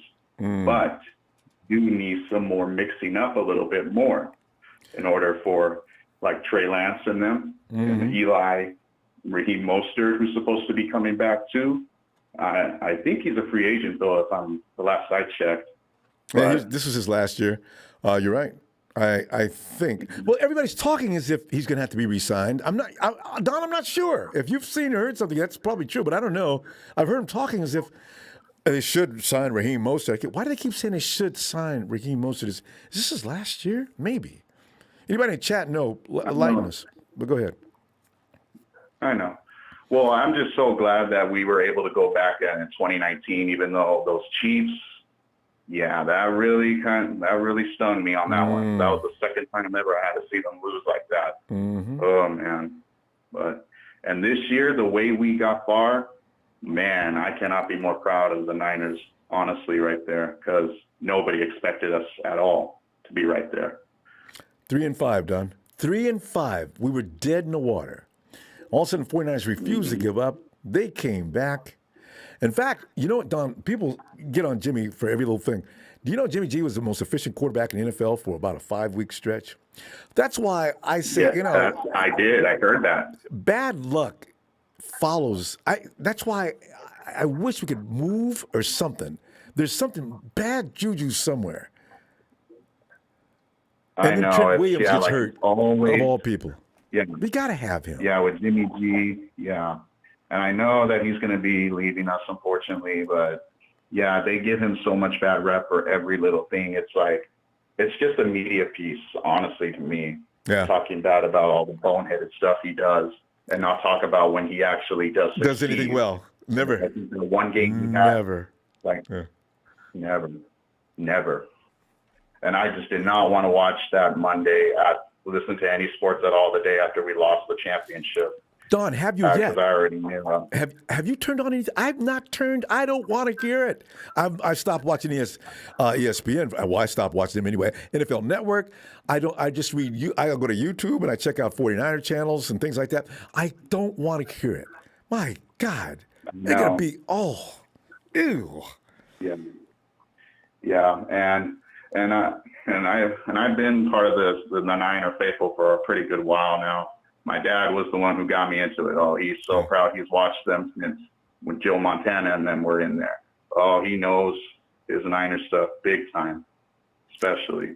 Tradition is bright red and gold, man. It's really, man.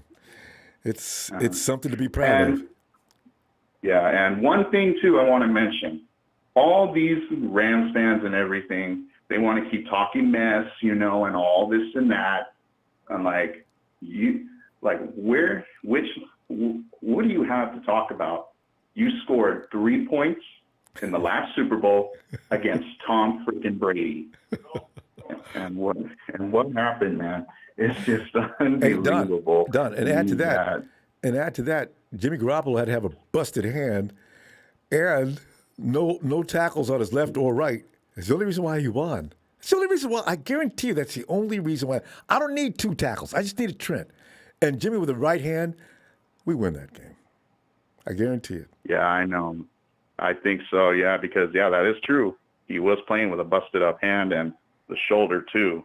I think he would have got it with his shoulder.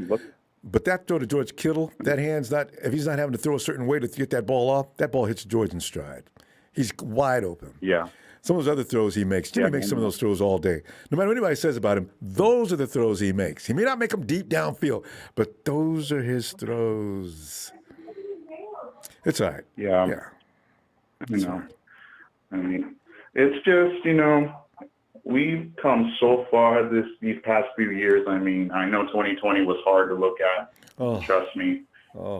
I just couldn't believe how we played that year. Plus, we got hurt a lot, too. Still couldn't believe we beat the Rams 2 times in that same season, though, still. We screwed them over big time. Green Bay took them out. That's what we do. I'm telling you, it's not, the Rams are not all better all of a sudden because they won that game. They won by a field goal. With the condition we were in, they won by a field goal. Well, if they were all that, they should have beat us by at least 2 touchdowns. So, I'm not impressed. Yeah. So, I know. Yeah, these Rams think they're all that, but this Sunday, though, we're going all for Joe Burrow and them to teach them a lesson. Don, I can't wait to see McVay, what he has to say. Last time he lost, I've got to coach better. Yeah. Sean! Well, now, here's his chance. Here's his chance. The big stage in Los Angeles for the first time home crowd, in many years. Don, we got to go, though. Goodness. I'll be All back. right. Nice to meet you too. We'll see you Sunday if you got time. All right, and if you see this number again, just know my name is Don. That's it. We got you registered that way already. Nice All right. All right. Nice talking to you, though. You keep Same doing here, you. Don. Big shout out to you, and shout out to the faithful out there. That's been running strong. All right. All right. See you later. Night, Don. And RG. Good evening, Ronbo. How are you? RG, doing fine. The season's over. I usually feel, actually, it's so funny, RG, because I'm usually in a better mood after the season than I am during the season. During the season, you're tense, you're nervous, you're concerned all the time, the anxiety, you're looking at the list of injuries all week long. Oh my God, it's nice to breathe again. I don't want the season to be over for us, but we did well, considering everything else. We did well. And yeah, absolutely. Unexpected, great run, and there's some optimism for the future. What more do you want? There can only be one Super Bowl winner, right? And so there's going to be one team happy at the end of the season. We do what we can. I just sent you via Twitter these breaking news. Obviously, we had the Anthony Lynn news, but there was breaking news, a statement from the NFL Commissioner Roger Goodell. Oh, no. And it was addressing the fact that, these last two Super Bowls, there's an unfair advantage for the home team where the Super Bowl is being played, right, with Tampa and now L.A. And so, to guarantee that it will never happen again, the league has decided unanimously that each Super Bowl is going to be played at AT&T Stadium in Dallas from now on. Oh, I can't wait to read that. Are you serious, RJ? You're kidding me. I sent you. It's probably fake news, but it's got to be fake news. I sent it over to you. Jerry Jones would be jumping up and down. He'd lose his mind. That's good for old great state of Texas. Jerry, you ain't getting RG's kidding. Because I think it's already been allocated for next year anyway, right? Don't the Raiders get it next year, or supposedly, or were until this breaking news? Yeah, Jerry Jones has enough issues with his. He has to make a higher roof and then get the sun out of his players' eyes.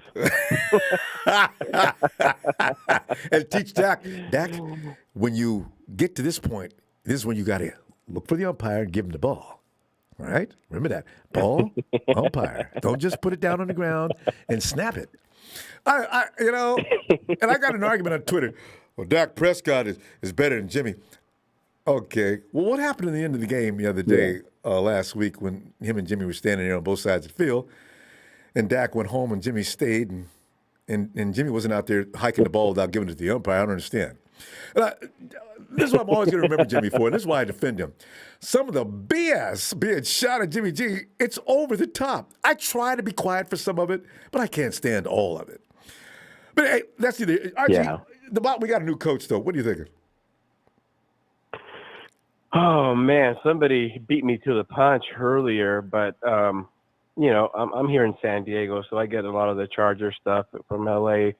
But Anthony Lynn, man, he is just over the top conservative, and could not hold the lead in the fourth quarter, just like what we already have. It's like, no, we're getting more of the same. It's like, no. I mean, he has great experience, but it's like we're getting more of what we have already. I always wish we could get somebody that thinks a little bit differently so that we have, a new thoughts and a growth mindset. Yeah, exactly. RG, not more of the same. Okay, Adam Gase is available, and it seems like he's going to join Belichick, which is shocking. But who do you? Yeah, I don't know. Who would you like to see? If indeed, and I think he is going to leave. I think Mike is out of here. But who would you like to? If not Lynn, who would you rather like to see? I can't think of any names. I don't know who, as much as I would like just kind of just a different mindset. Somebody who has a little bit of a different approach. Obviously, you don't want it to be too different because then you're going to have some infighting. But I don't know if you having the exact kind of conservatism is a good thing either. You want somebody who's maybe a little bit more not A little bit of a radical, wild, but man. at least has a different approach. Yeah. But we'll see. I mean, he has good experience, and hopefully there'll be some changes to the run game, and there's some connection there with Tyrod Taylor. So hopefully that will help Trey out. But yeah, I mean, he got fired because he was just way too conservative, and the RG. Chargers went completely the opposite direction with their new guy now. But they still end up the same place. But RG, here you go. Yeah. Chip Kelly. But it caused you to take pause, right? Because the thing is, I wonder if him and Shanahan is there a middle road that they could both find, because Chip's going this way, because Chip Kelly, he'll do damn near anything, right? And then Shanahan said, I'm going to play the percentages on this, Chip. Kyle, this is why I came to help you out. Kyle, think about this for a minute. You've been to the place 3 times. I would pay money to be where you've been. But I tell you what, I'd handle it a lot different. And I got to tell you, I think the results would be a little different. So, Yeah, I mean, so some of the things I do like are, Anthony Lynn's a man's man. He doesn't take any crap, and he was a player, so there'll be some great connections there. So we'll see. I mean, we'll prove us wrong, and I'll be all good. But Ronbo, question for you: What do we do with Mostert and Verrett? And Kinlaw? I guess while we're at it, what are your thoughts there? What do you think happens to those guys? I want to know if Mostert can still run, because if Mostert's fine, I take him back in a heartbeat. I don't care what anybody on the coaching staff says. I want him in here. What do we have to sign him for? Give him a 2-year contract, damn it. Because when Mostert breaks the line of scrimmage, it's always potentially a home run. I love that. Even though I do like Elijah Mitchell, he's going to get down the field, but he's not going to bust off the line and bust it all the way home. If they make one wrong move with Mostert, he's out of here, right? The defense. And what's interesting is about five times this season, I thought to myself, if that was Mostert, he'd be gone. I at least 5 times for me too. What was the other question? Who's the other guy? Verrett? And Verrett. Oh, I just don't understand. I'd sign him, and I'd say, listen, Jason, you know what I'm going to do? Well, can we get you on another contract similar to what we had last year? Listen, if you go the whole season, I'm going to tell you what, you're going to have so many things in your contract, you're going to be a rich man, okay? So I'm going to sign you for, not to hurt our cap, I'm going to sign you for $1 million with incentives and bonuses are going to add up to about $17 million. How about that? The league will look into it and try to stop me, but I'm going to do everything I can to keep him. But I can't promise him because the guy, him and Jimmy, they're going to get hurt. And I used to argue with people about that with Jimmy. I'm through. Jimmy's going to get hurt. I'm proud of him this year because he went the whole season, but he still got hurt. Jimmy! Damn it! Yeah, so, I don't know. Verrett, that's what I do. What was the third guy? Real quick, because we're out of time. Kinlaw. Well, what's Kinlaw, I got to see him again. What do you think about? Same thing, Kinlaw and Trey. These are 2 guys I want to see more of. Kinlaw, both of them showed me something, but I need to see more, and then I can get comfortable. Because Kinlaw's a monster. I hear you, Ronbo. We got to go, fam. Wow, anyway. Gosh darn it, man. Hey, no matter what, man, Jimmy G, he may have not been the best quarterback, but he was a class act, man, the best attitude. Who wants somebody just moping around, feeling sad for themselves, take them the victim mentality? He was a class act, best attitude, and that's what I give him props for. He's just great character. And for reasons beyond explanation, he wins. Just at the end of the road, we come up short. Hey, but RG, I'll see you Sunday. All right, if you got time. Yeah. Check out those news from the commission. I can't wait. I'm gonna post. I'm gonna retweet it. All right. Have a good night, Ronbo. Have a good week. You too. Bye. JC says, "Son, the surfer. Imagine Debo and Mostert. Debo, Mostert, and Elijah. Oh, Chardal. Hey, what's up, Ronbo? Chardal, man, we got a new coach, and we're sitting here going over that and a few other things. But Chardal, what do you know about Anthony Lynn? Are you a fan? I like this new hire because it says that Anthony Lynn has familiarity with the organization. Kyle and his dad. And the Shanahans. and he played for the Niners in 1995 to 1996. Yep. He also played with Denver from 1997 to 99 when his Denver. father coached the Broncos. His dad, Kyle Shanahan's father. Yep. Oh, yep.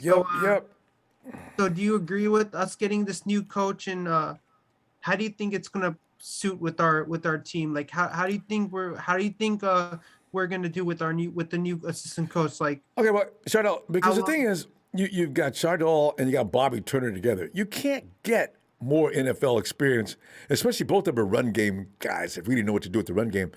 But I got a feeling Anthony's going to be working with Trey a lot more and let Bobby continue to orchestrate that run game, and him and Kyle can work on that.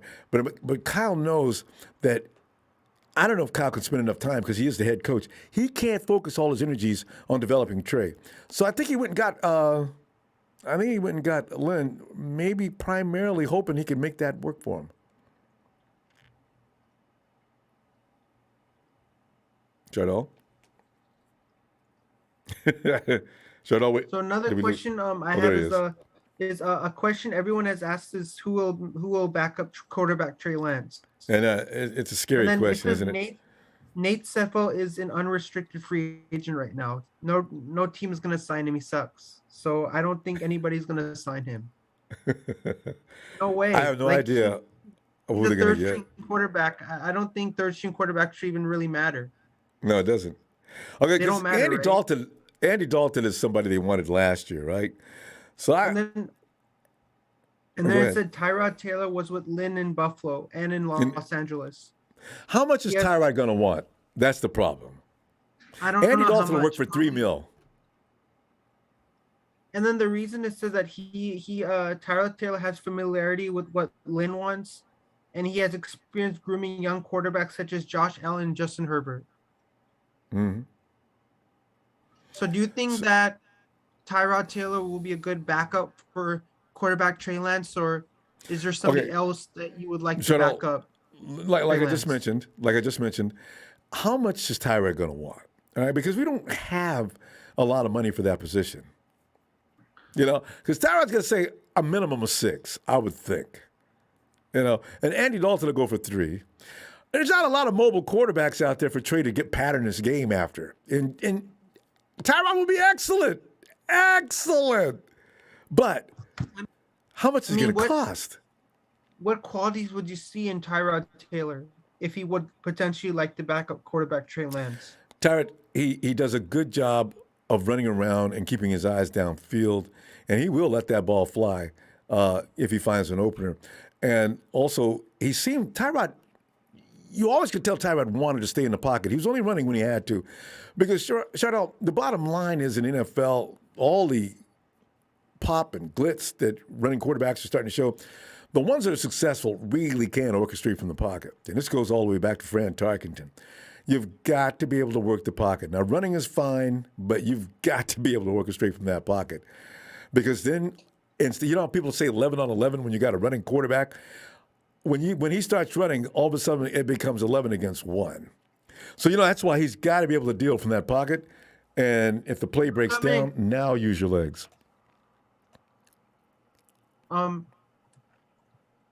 So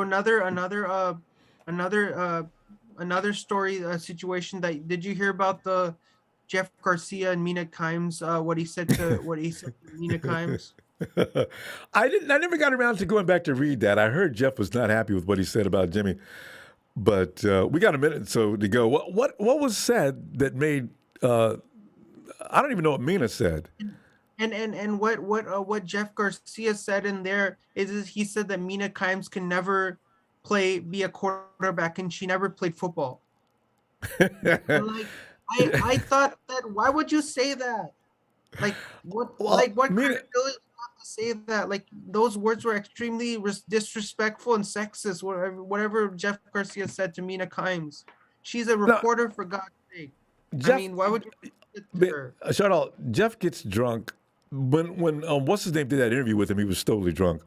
Mina said some derogatory things about Jimmy, and I guess, and even Jeff isn't a big Jimmy fan. I didn't go see her what she said because for him to say that to her, she must have really went off on a tangent.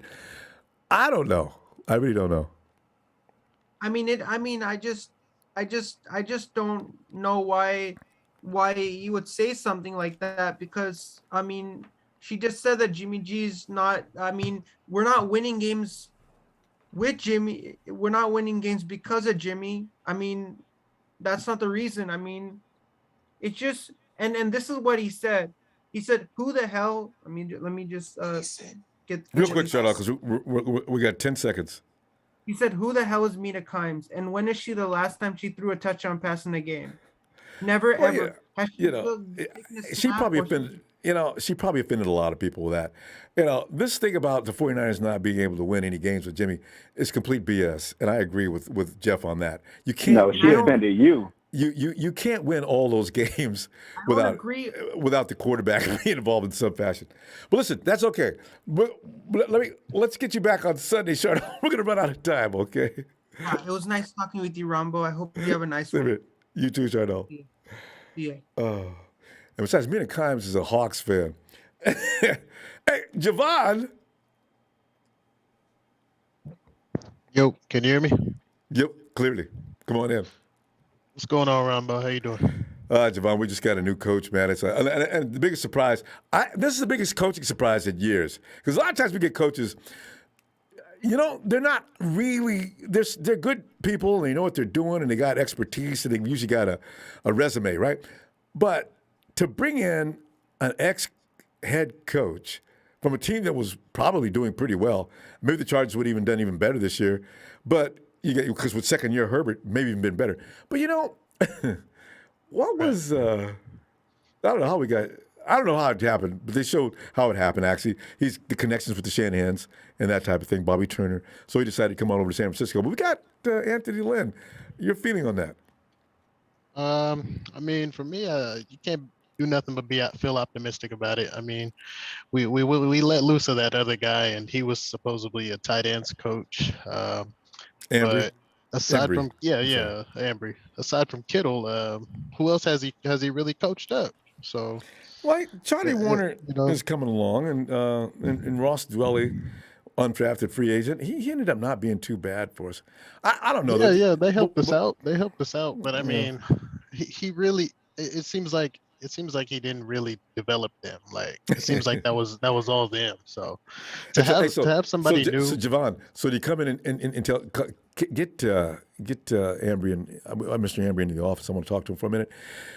And you say, listen, I think we're gonna have to. We need to save some money this year. How about we're gonna have to bring your pay back until we get a little more production? I need to see guys do a little bit more. Okay, what are you talking about? Well, we're thinking about bringing it back about 60%. That's not good at all. Yeah, you can't. I don't know how to go about that, to be honest, because when I read that, I was shocked. Yeah, I was shocked because I was like, man, my Niners ain't we usually don't do things like that, And that money doesn't come off the cap. The coach's money is not part of the cap. Yeah, so it's like, hold on, does that mean that he really wasn't doing his job? Badly. Because that's the only thing that I could really take from it, was that he really wasn't putting out what he was meant to do. Kittle is Kittle, but these other guys we're not seeing them really develop. We've been going through tight ends, all different types of tight ends, and only one we got is still just been Kittle. So. Well, Ross has been around. Him going and putting in this new guy Lynn, he's been around. He's been around, but I know we've been trying a few different tight ends, but it seems like Kittle's the only one that really can work with us right now. So yeah, that kind of means that he's probably not doing his job the way he should be.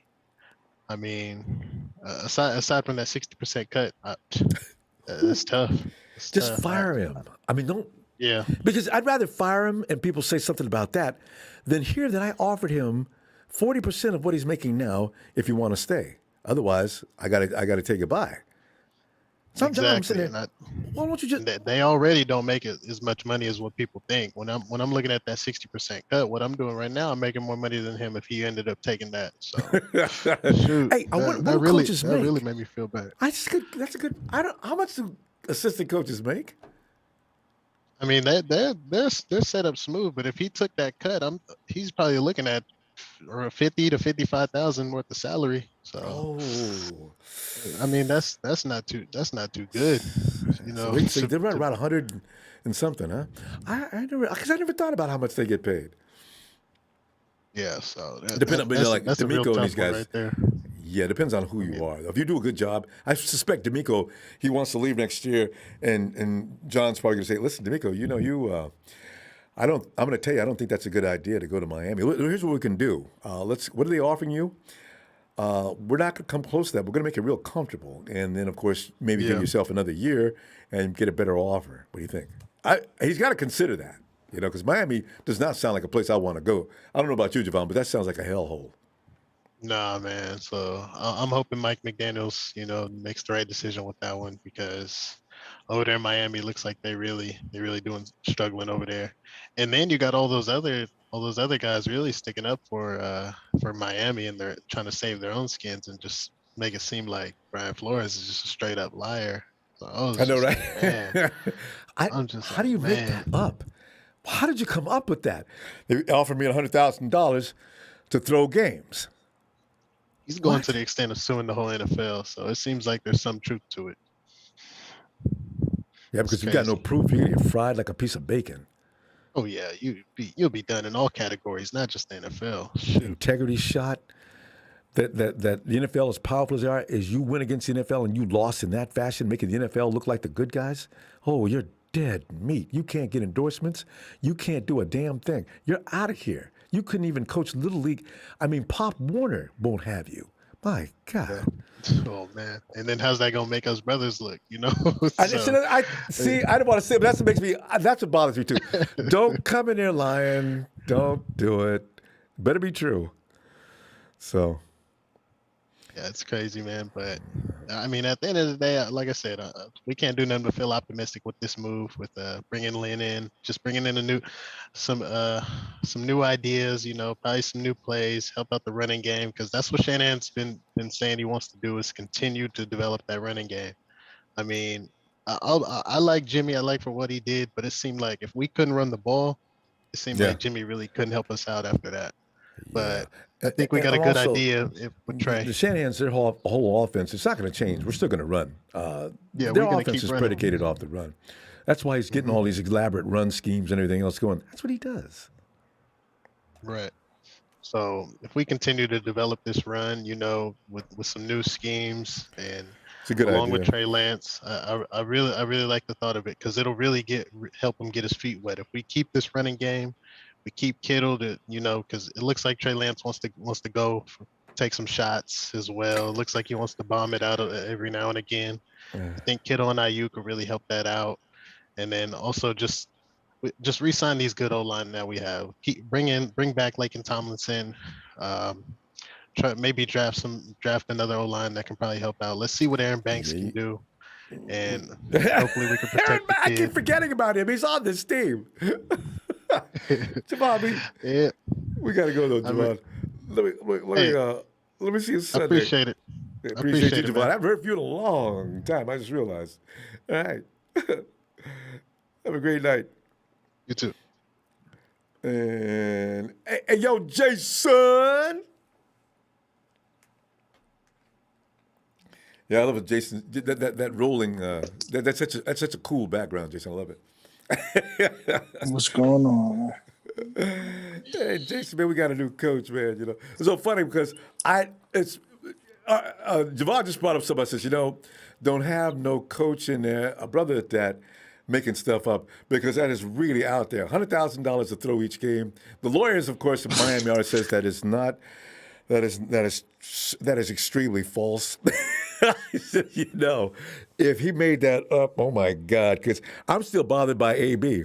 who made every black man in America think, AB, man, what you doing, man? Would you stop and behave? See a doctor, man, and get some medication and do something. You know? Yeah. I'm going through that every time AB does something. So I don't need for this to happen. You know? AB But what do you got hit think? in the head. AB got hit in the head, but I think it's an upgrade with the coach, man. We got so much fish to fry, not just bigger fish, but a whole lot of fish. We got to get people signed. We got to find Garoppolo a destination if that's what we're gonna do. Yeah. I'm just excited about having Trey Lance work with the ones and really build chemistry with Debo and Ayuk and Caleb and guys. I hope Trent Williams sticks around. He might retire on us. I don't know. Hopefully no, Jace, don't say this, man. He knows he got unfinished business. This injury he got, he's getting older. He got his money. I don't know. Hopefully we get him back. Definitely get a center. Get some cornerback. Alex Mack is 37. Cornerbacks. Yeah, we got to replace some O-line. McGlinchey, he's even when he was healthy, he wasn't really but doing Jason, anything. they say some players don't come back from that kind of injury too. McGlinchey. Yeah, so we got fish to fry, man. This coach thing, I'm worried about, continuing with our personnel. Hopefully we can get our personnel back. Greenlaw, they talking about moving him. I'm hearing things they might try to I saw that a move few him days around. ago. Damn. Yeah, so I don't know. But it's survival time with that roster now, Jace. I mean, you got all them one-year contracts up in the double digits, and all of them can't come back because they just all can't go. Who's going to be the sacrificial lambs? Kinlaw, hopefully he comes back. If Kinlaw can be healthy, that would be a great addition, obviously. So who are you going to play really next to him? with that. Because I like Eric Armstead in the middle, though, Jason. I would go rotate. That's what we've been doing with Hyder and these That's other true. guys, rotation. And Bosa, even Bosa was rotating with Willis. So it's time for him to let Bosa do whatever he wants to do. Give him the J.J. Watt treatment. Hey, listen, whatever you want to do out there, you just go right ahead and do it. Just tap whoever you got in mind, tap them on the back. They'll move out. Everybody got that understanding. Because I want Nick to get the weakest fish out there, like Aaron Donald and J.J. Watt. Yeah. And I don't know who else had those privileges, but, he's at that level. But I understand why some people are questioning why not start Trey. I understand, what Kyle was trying to do is like, it's really Super Bowl or bust. That was the type of time we were on. The revenge tour from before the injury season. We were trying to get back, and we got one game within that. And I can't give that to the Rams, honestly. I refuse. We kind of threw that dog that bone, as far as like the play calling, not being able to establish any form of points in the second half. It hurt us. This mindset of no running. What? And no run. Yeah, trying to keep the lead. I don't like the terminology of trying to hold the lead. That's like a defeatist type of mindset. Like, let's try to increase the margin instead of play the hold lead game. Kyle was outcoached. When the run wasn't there, that up the middle run, if you look, the Rams were definitely stacking it. So now the Rams were saying, you're going to have to use Garoppolo to beat us. And Kyle just didn't do it. I think I would have just let Garoppolo loose and dive out. Damn right. Go out with a blast. Go out and be working on it. We came this far. Let's see what it'll do. Right, because you ain't got nothing to lose because you're not going to let you run. You ain't running. You got Trent Williams running around here dragging one leg instead of running on it. You can't run, Kyle. Oh. Man. Anyway, Jason, we lost your audio.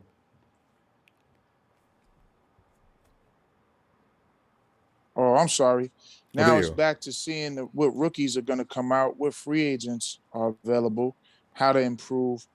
Lance is a big upgrade, man. I really like Lance. So it'll be 11 on 11, something we haven't really had since Kaepernick.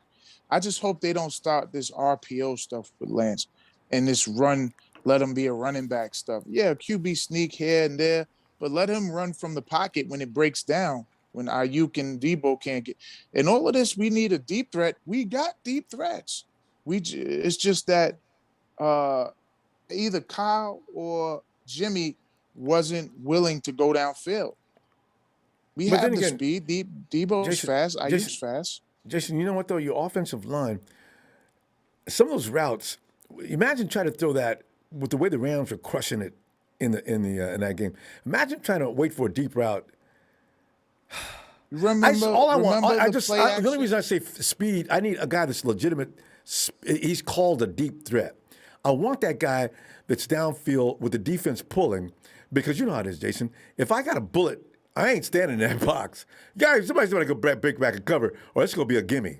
You know what I mean? Do you remember Lance's deep pass to Debo off the play action?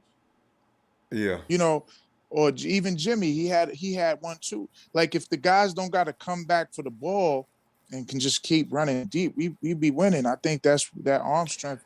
It does come down to that. Yeah. You know, arm strength. Because I've seen Jimmy make that throw before. But you know what? They're going to change some things anyway. Well, let's see, because Jimmy's thing was carving up the middle of the field, putting it in the playmaker's hands. I guess that's what Kyle wanted. Or otherwise, Jimmy I don't know why was he was doing that. He was dinking and dunking. And once the defense sold out for the underneath, yeah, you know, what are we going to do? We got to be able to at least keep them honest with the threat of Jennings over the top and on Jason, a post or something. but don't you think that goes from Monday through Friday or Tuesday through Friday when they're working on in the things practice out there? field? Yeah. So that's why I said, when I seen what I saw, that's why, you know. But anyway, Jace, we got to go, man. That's all I got, man. All right, bro. We gotta I see you Sunday. You working on Sunday? No, I'm off. Okay, well, I'll see you Sunday from the pad. All right. All right, brother. I'm going to definitely tune in. All right, fam. Have a great night. All right, peace. You too. Peace. And is that Chester?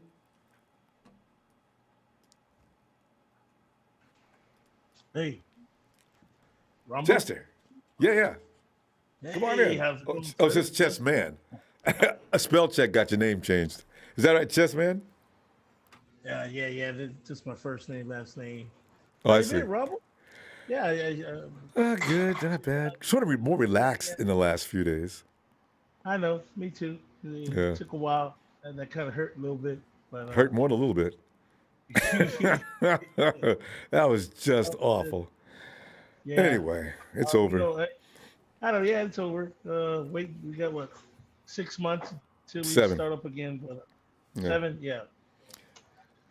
Yeah, it hurts. It hurts way out here in the South Pacific too. So. Where are you? Are you not in Hawaii, are you? No, we're near the equator. We're south of Honolulu, Hawaii. I'm in South of Honolulu, Hawaii.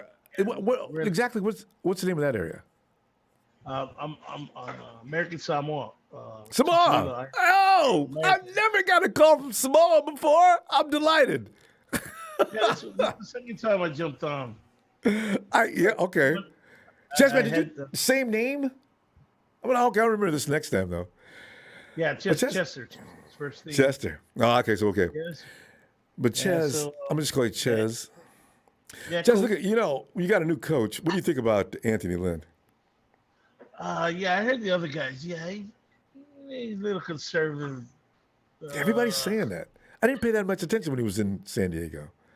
Yeah. Well, I follow a lot of the California teams, and when he was coaching out there, but who knows?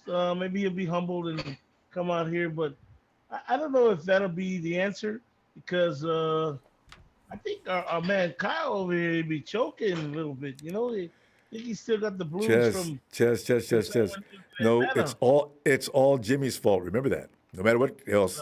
That's what we do. We blame Jimmy for everything, even on defense. But Kyle's got to change some things. You would think he'd change just because of these bad experiences too. Yeah, you would think, but making that kind of money and job security, so who knows what it is. But I don't have faith in Trey. I don't. I'm on board with you, man. He hasn't shown me nothing. So well, he might. We've seen a lot of first round picks that came in, and what really worries me. when I see him play, it reminds me of Deshaun Kaiser. I'm just hoping that's not the case. Because Deshaun Kaiser came in, bang, bang, here I come, Deshaun Kaiser. I can do this. I can throw the ball out of the stadium. I can run. Yeah, you know but these kind of picks and these kind of players, it makes us always think NFL, not for long. Not for long. I mean, I hope he does come out, but I hope we get a veteran. I heard you guys mention Tyrod Taylor, but I think he's too expensive. I do too. He's not going to go for any cheap. So I don't know who they're going to get. You got to have a veteran though. Well, of course, we need a veteran to come in that can give us, some decent playing time, so we can try to hone down Lance, and, But I just hope we don't fall like when we fell from Super Bowl after that Super Bowl loss. 2020. Yeah, we were. And Ches, that in combination with COVID, what kind of way is that to treat a human being? We're going through the worst season of all time, and we got COVID. Empty stadiums, running around here because you're scared to death, going into a crowd. What has the world done? What did we do? God. Yeah, it was crazy. It was really crazy. But hey, we got to the NFC ship. We didn't expect that, right? We started at 3-5. No, not at 3-5. I thought it was. I thought maybe we might have a winning record, but I didn't think anything about any playoffs. I was like, whoa. Yeah, that's right. No, yeah, me too. But one thing though that was satisfying for this year was that the seed tickets didn't go. And we got the Hawks in there visiting us today. Chaz, they're in here all the time. The Rams have taken over, of course, because they've had their first taste of something to be proud of in a long time. Because, the ownership just ended last Sunday, But you know what I say to the Rams? I got some family friends that are Rams fans. You know what I tell them? What? Rams this. So, but it's all good. It hurts, but oh well. We got 7 months, and we got to see what's going to happen in the offseason. Yeah, and be ready to tell your Rams family members. Listen, when they go in there and get Joe Burrow to death. See, that's why y'all had no business going up there. You're going up there to handle a man's job with a bunch of children. Get out the way and stay out the way. I can't wait because I know Rams fans. There's only 2 or 3 that I know, and they haven't, I've heard from them more than I've heard from them in years. So I can't wait to see what happens after this game. I'm hoping the Bengals will just pull an upset, because then it'll satisfy me, because they did all these moves. They brought all these big names, Von Miller, Odell. They made all this. They built this team to win our division and the Super Bowl. To go against the TV, against Tom Brady. Tampa Bay. That's what they built this team for. So I know, and if it backfires, it'll make our day. Just we got to go though, fam. Great to hear from you, and can't wait to hear from you again. Yes, sir. Take care, brother. Thank you, Ronbo. Yes. All right. Hey, 49ers for life. Take care, everyone. All right, Oos. That's one word I learned after Kendrick Bourne got here. It was all they called him, Oos. Yes, sir. Also, did I pronounce it right? It's Oso. Is that right? No. Oos, you said it right. And then another way you can call brother Uso. Uso. I got it. Yeah. All right, fam. Thanks, Ronbo. Thank you. Yeah. Bye-bye. Yo, KC. No, Ronbo, Oso is bear in Spanish. It's bear in Spanish? Oso. Yep. You know what? It's going to depend on the accent, probably, right? Because in that part of the Pacific, they probably say it one way. If you got a Latinx and a Samoan together, and they both pronounce it, you probably hear a difference, though. So Well, Ronbo, I would just like to say thank you to the caller for reminding me that Javon Kinlaw existed. I know, right? I forgot about him, too. I was having a very good day. Him and Aaron Banks. I keep forgetting they're on this team. Oh, gosh. And Dante Johnson has still survived. He'll be back next year. Oh yeah, they're going to lock him in. Actually, what you didn't see on the John Lynch transcript was that he said Debo Samuel, Nick Bosa, and Dante Johnson are budgeted for. Dante Johnson too. Because you slid that in on me. First I said, what? I know about the Debo. I know about the Debo budget in, but Dante Johnson. But my first thought when I heard that, I was like, oh well, goodbye to Raheem. And I really would like to see Raheem again, but I think he's gone. I don't think we're going to ever see Raheem in the red and gold again. Yeah, I worry about that because I don't know what he's going to look like. I know what he's going to look like, Ronbo. He's going to look like Raheem most hurt. He's got a 92% on his like Draft Sharks injury rating is like 92 or 95%. Oh yeah, to be injured next year. I know. I mean, right? I hate to say it, man, but the guy just can't be healthy, and he already requested a trade. Sorry, I'm eating these dried apricots, Rumbo. He already requested a trade, and like in 2020, and he had to play out his contract, and the Niners look pretty smart right now, because they didn't give him $12 you think they're pushing this? Okay, well, Casey, what do you think about what do you do with Jason Verrett? He's going to go to Verrett? Jacksonville or Eagles or something. I mean, I'd love to see Verrett out there. I'm really upset that they didn't have Verrett out there this year. Yeah, everybody is. Jesus Christ, that was scary. Josh Norman. The Niners. The Niners. I forget what color it was. I want to say it was Frank, but the Niners need to. They need to clear out a lot of people on the defense, man. They need to figure out if they're going to keep DJ Jones. Oh, I mean, John Lynch is really smart when he says, Debo and Nick are budgeted for. That really says, well, hey, I'm waving the keys at a lot of other players. If you guys want to make a trade, I mean, a lot of players probably were upset. Yeah, because Dre Greenlaw is floating underneath that wire too of potential trades. But you know what you could get for DJ Jones and Dre Greenlaw, and they know it. But you know what? I don't want to see DJ Jones go. He's so good at doing what he does. I don't want. Yeah, and Arden Key had a good season. There are a lot of players. Their defensive line was really stacked this year. I know. But I mean, with Chris Kasserk, they're going to have success with whoever they get. Arden Key, with Chris Kasserk, Arden Key's a weapon. Yeah. And Rumbo, I really enjoyed your call with Emilio tonight. I had my popcorn out for that. Emilio went straight to war. I know. He didn't even talk about the subject. He just brought out. He raised your Blaine Gabbert. You got Blaine Gabbert. You could get. And Casey, and people are taking receipts. Not many. I'm taking receipts on you. I'm just saying. I mean, we assume a lot. No, Rumbo, I just want to see some more. The real crap thing with Jimmy and this whole era has been the injury, all the other injuries too. It's not just like, I mean, they never stop. And to your point, Ronbo, Jimmy does so many good things, but he also has like this really he just blows it, man. I mean, that last play of Jimmy was ugly, Ronbo. It was bad. That was a bad play. The behind the back pass with your back turned as well. Imagine all the crying, 49er faithful out there that broke their TVs through the remote. Like, oh man, Rumbo, that's probably upset, man. I mean, you know what? And you know why I didn't get really upset about that? Because what are the chances of Jimmy going fourth and 25? What are you going to do? Maybe. You know what? You know what really pisses me off though? It's just Kyle, he was already taking throw the sacks, ball though. to Debo. No matter what, just tell Jimmy. Don't do anything else. Just look for Debo. Yeah. That's all you got to do. Because that's how we beat the Green Bay Packers. Gould somehow.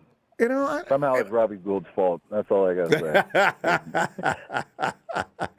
Get Robbie. All Robbie needed was like another 25 yards, and he's going to kick a 75-yard field goal. They should have had home field advantage. Oh wait, they did. They were at Levi's show. Right. They were at So What Stadium. God, I hope the Bengals do it, man. I really hope. I don't think the Bengals are underdogs necessarily, man. I think the Bengals. Well, you know what? Good, I need for them to let Burrows still because Burrows is going to get hit by that Rams defensive pass rush. I think their defense is really underrated, man. Their defense believes in themselves, Well, you know what? That's what I'm banking on too. Because if you can stop Patrick Mahomes and company, you can damn sure stop the Rams. Their defense isn't arguing. Their defense is. They believe in each other, man. They got their back. I know. I agree. Casey, we got to go. and look for you Sunday. We got one more Sunday to go before we have to find out if we can laugh at the Rams. But between now and Oh, then, I already know. I'm already laughing at the Rams, Ronbo.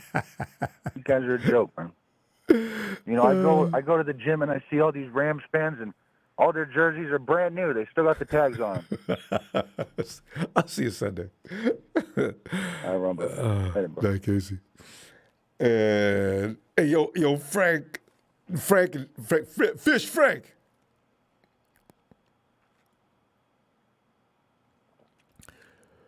Frank. See, Frank gets caught up in them sandwiches, man. He's chewing. He can't talk. Frank, I'm gonna wait for you to swallow. Go ahead, finish that sandwich. Frank, you need to take smaller bites, man. Frank. Hey, Frank, I'll be back. B-Ham. Oh, speaking B-Ham, you know what? B-Ham, get in there, man, with your Ram. Boy, that boy must be jumping up and down. He must be all over you. I'd have it. Watch him. Look, don't call me no more. Until after next weekend, we can talk. Damn. Ronbo, it hurted me to my heart to have to shake his hand after Oh. the game. That was a good game. He had a big smile on his face. Yeah, he finally had a big smile on his face. Took 3 years, 4 years. Only thing I can say is he didn't gloat about it, Ronbo. He didn't gloat. He said, good game. Y'all had me scared, and hey, we're going to try to win it. I said, well, I couldn't be too mad behind that. Yeah, I know. Yeah, that's respect. Yeah. Oh, Ronbo. I like the hiring of Anthony Lynn. Don't know what it's going to bring. I heard the guy earlier say about things we need to work on, some people we need to resign. One guy said we don't need a deep threat. I tend to think we do. Yeah, a I don't lot know, of people. No, you know, a lot of people think that, but you know what? Tyreek Hill made Mahomes famous. Okay, so I'll want a deep threat. I want speed. I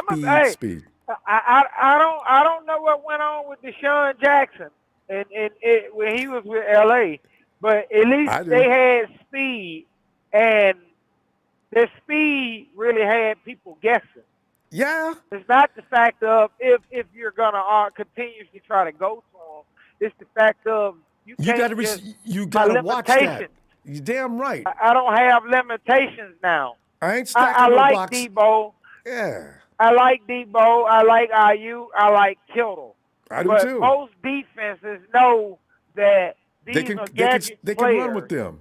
20 yards down the field, they're gonna have to have that ball out of his hand. And I heard that the other caller asked you about the play that Trey threw to Debo, that touchdown scramble or whatever it was when we was playing the Texans.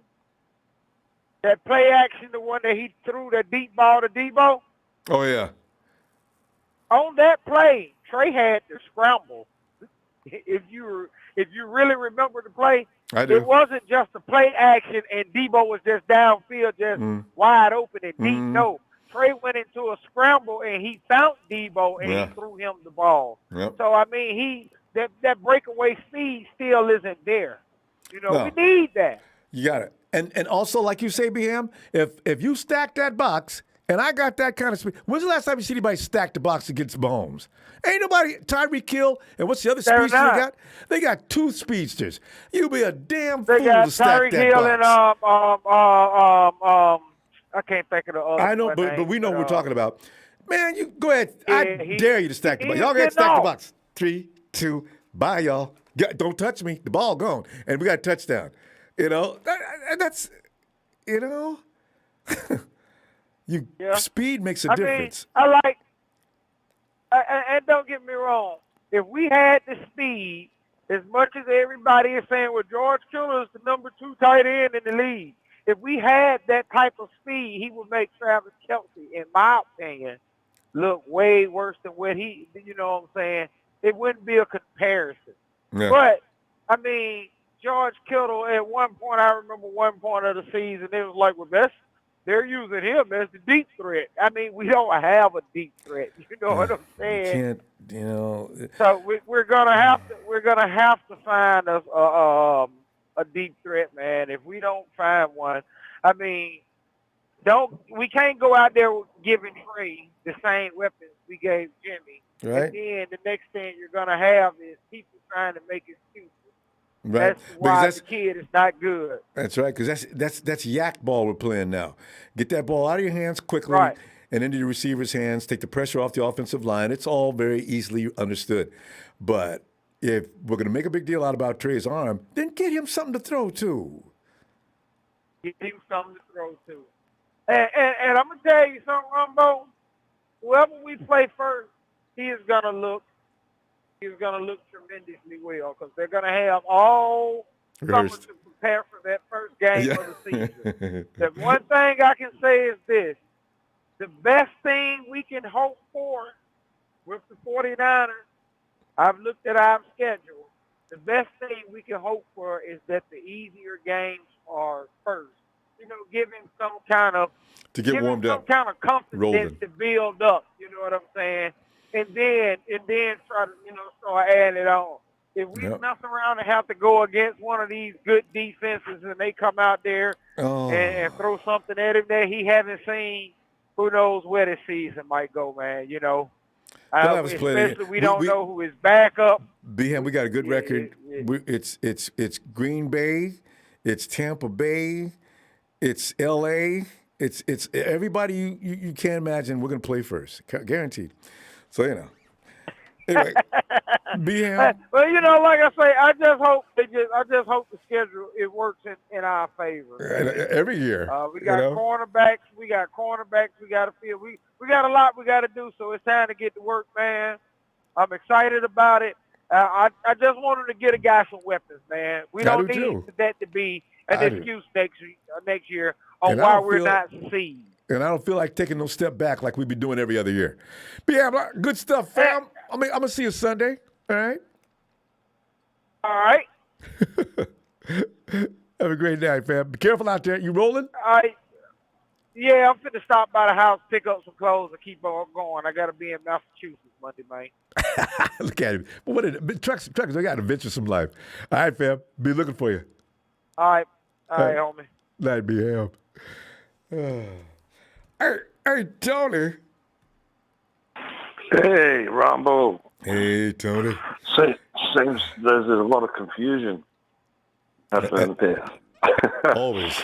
When you're talking football. Amongst everyone. Even with the NRL, football is, no matter what, as long as there's a bunch of guys beating the hell out of each other, you're going to have a lot of conversations. Look, Ronbo, there's a lot of, even Bill Walsh, right? NFL. Sir Alex Ferguson, Manchester United. There's a team everybody knows about. These people that come around are once in a generational talent. You know what I mean? That control these teams. After they leave, there's a guy in Australia in the Melbourne Storm in the NRL, and it's not. Doesn't matter who he brings. He can get rid of the best players, and he brings a bunch of young kids, and guess what? They're either in the playoffs or they're in the grand final. Formula. You know what I mean? Formula. That's it. Yeah. So, I mean, Shanahan, look, he's got a formula too. You know what I mean? He's lost fourth quarter leads in 3 big games. That's got to stop. And he has to get rid of that formula. Yeah. So, if McVay wins, Shanahan, he's going to be pissed. Because that means, because Tony, you know what that means? That means we would have won as well. I mean, God, that's going to break everybody's heart. And they're holding that trophy up just like that. Tony, remember that year when the Hawks beat the Broncos? Yeah, you know damn well we were going to beat the Broncos. We couldn't get past the Hawks in that dumb NFC championship game. Okay. I don't want to go back there. One of our hoodoo songs, yeah. But, Shanahan's ass is on the hot seat, and we had one of your callers there,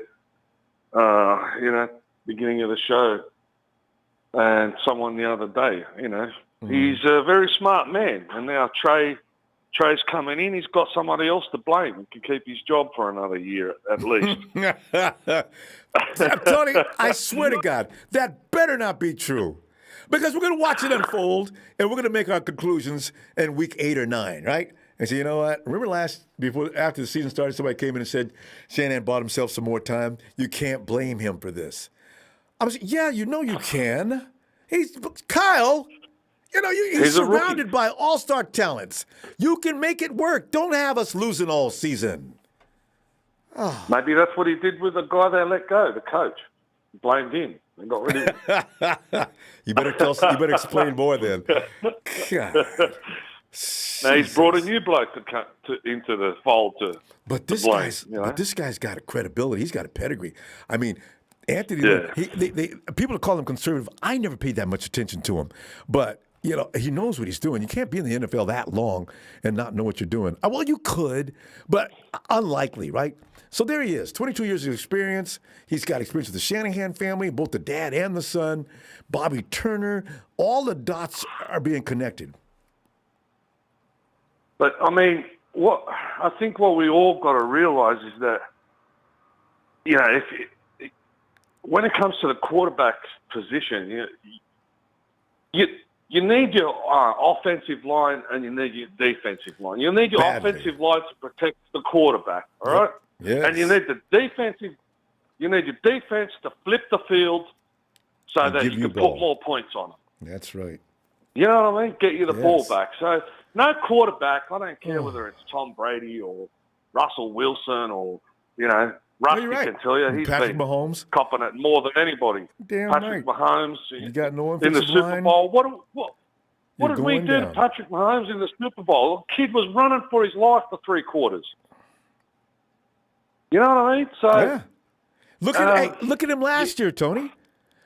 His offensive line, he lost both tackles. Patrick Mahomes is the first person in history that I've ever heard of have a minus over 100 yards. How in hell? I didn't even know that was going on. So any idiot that thinks that any quarterback, because he's a superstar, can go out with no offensive line and win, he needs to shut up and sit down. That ain't going to happen. Needs some therapy. That's what he needs. It's a game. It's a tough game, and it has to be, the whole team has to be balanced. You can probably, if the corners are bad, the safeties are, if they're quick, the safeties are quick, they might be able to cover.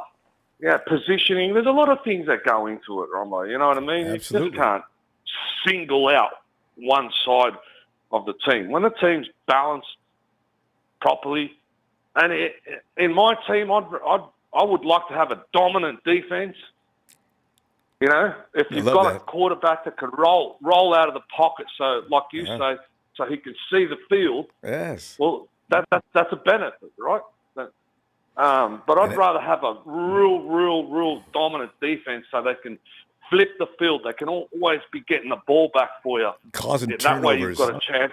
That way you've got a chance at more points. You know what I mean? And Tony, you know what that reminds you of? I hate to say it, but you know what I'm going to say?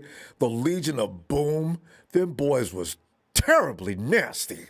But, they gave it to him too. Russell Wilson was just out there doing all he needed to do, which wasn't much, There you go. God. Anyway, Tony, we're having too much fun here. And I ran out of time. That's all right, brother. I'll see you Sunday, okay? I hope I do. All right. No worries, brother. Shout out to everyone and catch you in the next chapter. Thanks, Tony. Have a great day. Cheers, mate. Cheers. Hey, Frank. Tuna fish, Frank. I bet see, Frank, there's no way Frank's gonna eat a tuna fish sandwich. Frank, it's Southern style. Bread that fish up, throw him in that fryer. Smell that fish all around the block. It's all that makes you crazy, too, the fish sandwich. It smells good. Tony! Atlanta's Tony. Ronbo, what's going on? Tony, man, I just mentioned you a little while ago as we were talking about places you don't want to go. And you heard me, if you were here with us at that time, when I mentioned, ask Tony about going around visiting places like Cowboys and such. You know, because I said, because I'd get blocked. I'd be ahead of Tony getting blocked because I'd tell the Cowboys, boy, I'd tell them everything I could before they block my ass. And then you got the Hawks. I could never go to Hawks fan. Oh, man, people would be looking for me later. Yeah, the because Rams, Dallas, they don't like to hear the truth. They get mad at you and block you. That's hilarious. Oh, man. But you know what? I was in the comment section earlier talking to Raider Carlos was back in the house. Yeah, I know. For reasons unknown, right? All of a sudden, he just shows up. But you know what, Ronbo? And you say this all the time. Him and like Don Burr was in here earlier. Even when they're not in the comments, Ronbo, they be watching and hiding. You know, shame is a powerful thing, Tony. You know, Tommy Testosterone showed up last week for the first time in months. You know, I mean, these guys come out of the woodwork when they finally think they got an itch. All 49ers, man, y'all big time ass that time, man. You guys are ass. You know, they go on and on, right? See, and Raider Carlos climbing from from under their rocks. You know what though, Tony? They got cheated actually. The Raiders did. What was that happened that was wrong and it cost them the game? No, I don't think it cost them the game. On Joe Burrow threw a touchdown pass. Oh, that was it. Tyler Boyd. But the whistle blew after the ball was thrown. I don't think it had any effect on the outcome of the game. But they suspended those officials for the rest of the playoffs. You know how much money those refs probably make doing playoff games? They got chastised in front of the entire football community. But Ronbo, I think the most cheating came. You guys got cheated in the Dallas game. Debo got that first down, Ronbo, and the game was over. And that the Rams, was bull crap. And the Rams also, I understand, I didn't notice, but the Rams was getting added clock. They'd ran that timer out, somebody said 4 times. And then I saw the write-ups. Oh, no kidding. Really? I didn't even pay that any attention. They was getting a little added time to throw to get the play off? Oh, Rams. Y'all got blessed that day, didn't you? Boy. I'm looking forward to watching the Senior Bowl tomorrow because they're hyping up. It's this quarterback out of Liberty named Malik. What's Malik's last name? I forgot his last name. And the Falcons interviewed him. We better not draft him because he's a right-handed quarterback, a scrambler. He's good, Ronbo. But I do not want the Falcons to draft him because they're going to start this second coming of Michael Vick stuff again. So, you know, the pressure's on. We don't need that. Yeah. I hope we trade down for number 8, man. Yeah, trade down, get an extra first rounder for next year and a third rounder for this year. I told Raider Carlos, go ahead. No, I thought you said Matt Ryan was pretty much a done deal as far as staying with the Falcons next year. No, I never said that. Okay, I thought I heard think that he's from got somewhere. 2 good more years. There may have been some Falcons fans saying that, but no. Matt Ryan needs some people around him. Yeah. That's why we got 2 second-round picks now. If we trade Ridley, get a 3rd second-round pick. If we could trade down with our first-round pick, get a first rounder for next year and another 3rd-round pick, that'll give us a first, 3 seconds, and 2 thirds. That's a lot. That's a lot of picks. Yeah. Yes, sir. Yes, sir. So we can get some good. We need 2 defensive ends, a defensive tackle, wide receiver, and re-sign Cordell Patterson. No, where else would Cordell be going? He likes it in Atlanta, right? Yeah, he wants to stay, and he's going to be cheap. So, I mean, look at the end. You know what? He might. How old is Cordell? 30, 31. Oh, okay, yeah, he might not be that expensive because depending on what Debo gets paid here, and it's going to be a lot, Cordell can say, look, y'all, I may not be Debo, but I'm close to what he is. Okay, so I need to get somewhere in the ballpark of that $20 million he's talking about, you know. So it's going to be funny because that's how these things get started, you know. $40 million for a quarterback now. And I love asking you this question, Tony. Is Dak Prescott worth $40 million? Nope. I said that before. He ain't worth $30 million. See, this is what I'm saying, you know. And they finna lose Michael Gallup to free agency. So that might be somebody y'all might want to go after. Gallup's a deep threat, though. He ain't gonna be too expensive. Huh? They're going to let him go? Wait, Gallup's a running back? He's a running back, isn't he? He's the receiver. He was a third receiver, Michael Gallup. Who's a running back that's fast as hell? Not him. Yeah, Tony Pollard. Tony Pollard. That's Pollard. You know what? I liked Gallup 2 years ago. I just said there's no way we could. Didn't he come from Detroit? No, he was drafted by Dallas out of Colorado State. He led the nation in receiving his senior year at Colorado State. Who is that wide receiver? But dude is tough. Maybe he went to the Giants.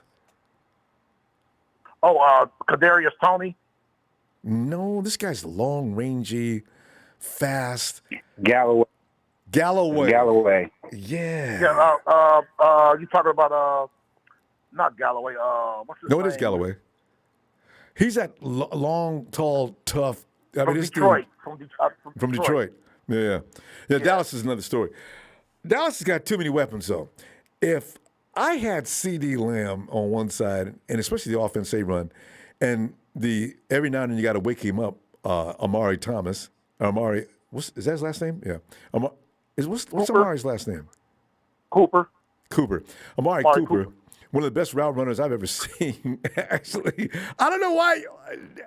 You know, it's just strange, the Dallas Cowboys. I hope they have another strange year. It's always fun to watch Dallas do that. I heard they might release him, Ronbo, if he don't take a pay cut. Oh, I can't wait to read more about that. Tony, they got all those big salaries, so I Jerry wouldn't mind says, having Cooper with us, but I know that's not going to happen. Well, Tony, as usual, we run the clock really quickly because we be just having too much fun. I'm gonna be back Sunday though, and let's get together for some more stuff. And Ronbo, I'm sorry that you went through that at the end of your show on Wednesday with Nine and Mike, and I like Nine and Mike, but Ronbo, I was in tears cracking up at him.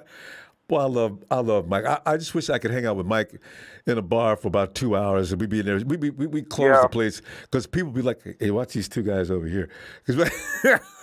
Mike, he blames Jimmy for y'all Super Bowl loss. It kind of came out that way. He hasn't given up on that since. All right. Yeah. I tell you what, I'll look for you Sunday. Okay. I'll see you Sunday. All right. Have a great night. Here goes Tony. Alrighty. And here comes the Niners you love to hate, who loves to attack me on Twitter. Come on in here, man. Jimmy is a bitch. Now you know you only got a few minutes here. Like you gonna spend it all on Jimmy? I'm gonna spend it all on Jimmy. Right. All of it. Turn the clock on. Yeah, turn the clock on. See, Ronbo, you'll take Jimmy to your grave. You know, on your tombstone, it's gonna say Jimmy G, apologist. At your burial, they gonna say, here lies a man, Ronbo, who loves Jimmy G. Yep. That's all you got? No. The ghost of Jimmy just tore off my earphones. See that? See that? See? Jimmy Garoppolo was from I don't give a fuck, Illinois. He blew an NFC Championship game in 2022. An underhand flip throw with his eyes closed for no reason. He blew the game. In 2019, he couldn't hit one simple pass to a wide open wide receiver. This was Jimmy G. In 2018, he blew his knee because the field was too short, was too long, and he didn't go out of bounds. It was the field's fault. This is Jimmy G. Rest in peace, Ronbo. Like what talking about Ronbo? What you didn't say nothing about Ronbo. Why you talking about Jimmy G? That's you, Ronbo. You make every excuse for his sorry ass. I'm so happy he's gone. And even when he's gone, I'm gonna continue to talk about him. because he blew us 2 Super Bowls. We could have been in the Super Bowl. We would have beat the hell out of the Rams. The Bengals. We'd have blew them out. But no, here's Jimmy G. And what's your excuse? What's your excuse, Ronbo? I ain't got no excuse. None. You don't got no excuse? Okay. See, you don't do me like that, Ronbo. You're supposed to have a rebuttal for this. No. I don't want to talk, but you make it. Okay, I'll leave him alone. I consider this therapy. I'll leave him alone. For those who have gone that to the dark side, y'all, I'm here for y'all. You know what I'm saying? Call me rabbi, priest, reverend, anything you want to. I'm here for you. This is my therapy as well, Ronbo, and I so do appreciate you. I appreciate you, and I can no longer say anything bad because you didn't come back with a rebuttal, so I can't just bully on you like that. So I regress. You broke me down. You broke me down. I still listen to the show, Ronbo, even when I'm not coming on. I'm just listening. You know. Ain't nothing to say. But my earphones did fall off as soon as I started talking about phone failed. Earphones came off. I'm like, what the hell? That was the Lord. The Lord slapped you upside the head and knocked the earphone out. It's like everybody's mama taught him, if you ain't got nothing good to say about somebody, don't say nothing at all. Don't say it at all. I used to love that. You're right. Mama, I'm gonna say this about that. That's why I don't come on here as much. That's why I don't come on here. I ain't got nothing good to say. I be wanting to come on, but like, oh, Ronbo, I'm gonna get you, but I like, nah, that's Ronbo's boy. Just leave it alone. But I just wanted to come on here because I'm sad, just like everybody else, about not going to the Super Bowl, and it was a sad day, sad day. I'm out here in Seattle, and yeah, it was because anybody I could have lost anybody but the Rams, even if we lost to Tampa Bay. I don't want to lose anybody in our conference, right? The Rams, the Hawks, you know what though? The Cardinals. I don't hate the Cardinals. I can't even begin to try to hate the Cardinals, but the Rams and the Hawks, got malice in the heart for them boys. Yes, indeed. They ain't up there with the Cowboys every day, all day. No, exactly. But yeah, I know you got people waiting, and I just want to come on for a little bit. I mean, on the vent. Go ahead. If you got any more, you got another minute to go. You want to get some more out? Go ahead. No, I said what I had to say. I can go on about the misplays that we had. A wide open George Kittle, wide open Dewan Jennings. Backhand throw, and the worst statistical quarterback in playoff history. I can go on. I can give you more stats and whatever you want to hear. I got it. I got it all. It's logged in. I feel you. You'll be all right. Yeah. But we gonna go, and anytime you need these moments, just come on in and let it out. I mean, because it's healthy for you. It make you feel better, and get that off your chest.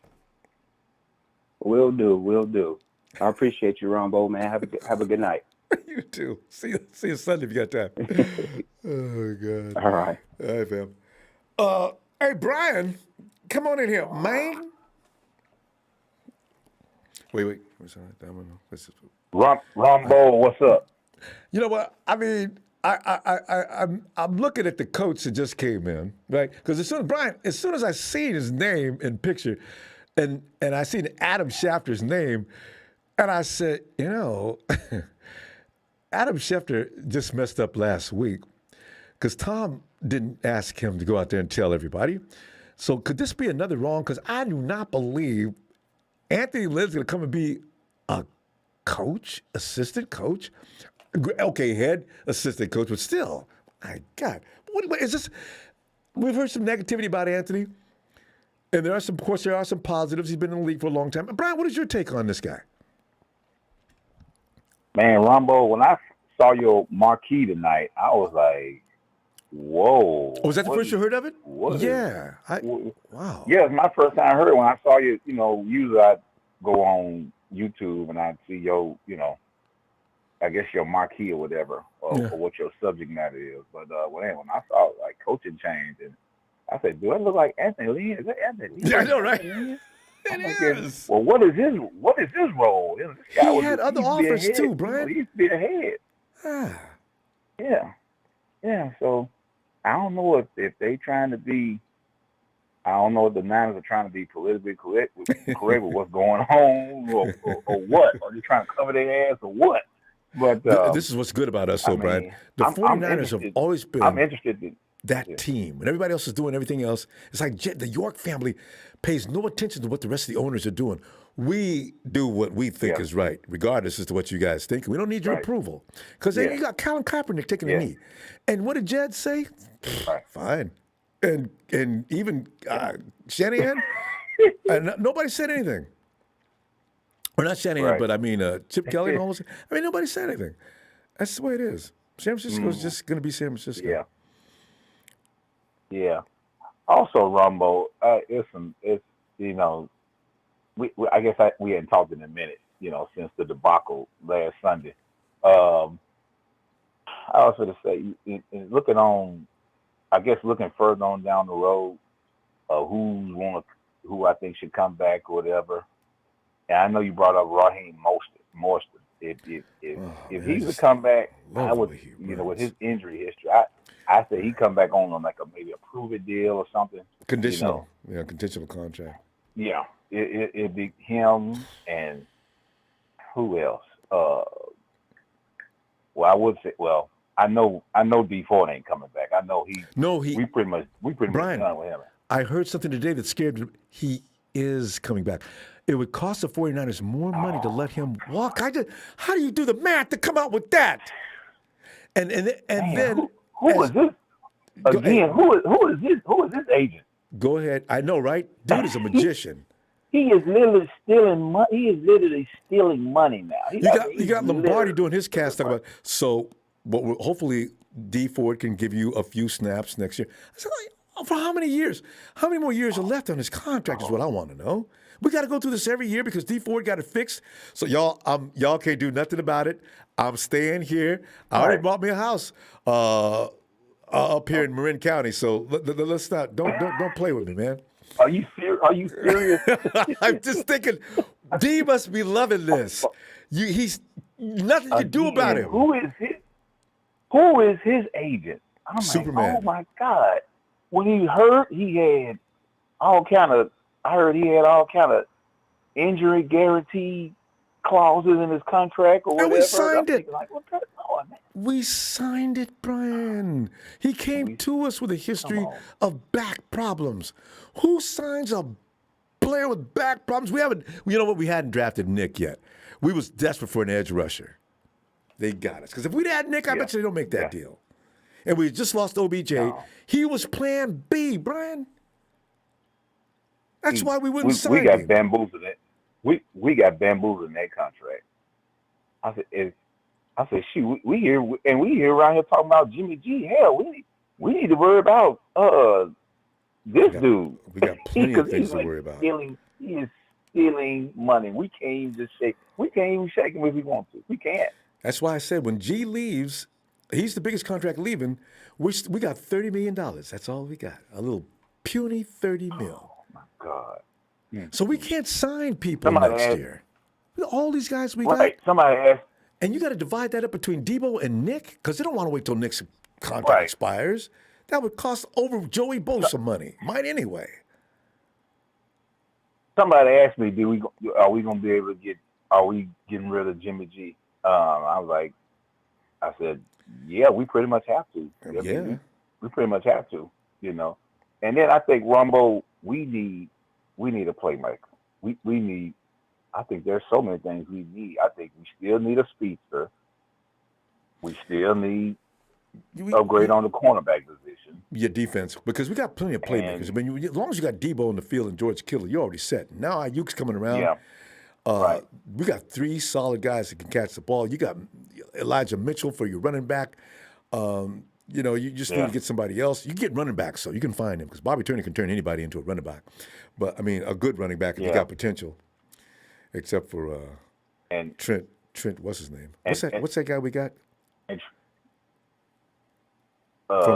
from Ohio State? I don't know what's going on with him. Sermon. Trey Sermon. Oh, I'm sorry. Sermon. Trey Sermon. Yeah. Trey, Yeah, come on, man. almost Next on year, him. please. Come on, Big Ten. Come on now. Come on. But yeah, well, Trey. I mean, you know what, Ronbo? As far as the quarterback, look, Trey Lance is our guy right now. Yeah. He's our guy until he shows otherwise. He is our guy. We gave up the land and the moon and the stars. Not Get- one, but get up, 2 train up, years. and Can him. get a first round pick. I hope to God he's good. Everything depends on it. He better come. Yeah, he better come with it. He needs to be looking at him like now. You know what though? He's a very needs, mature individual. I think he's not. The pressure ain't going to kill him. But Brian, we ran out of time. Let me. I'll see you Sunday. All right, you got time? Hopefully. Yeah. All right. Be looking for Yes, it. sir. Yes, sir, Ronbo. As always, do it, man. Hey, shout out to you. Shout out to the faithful, and shout out to production.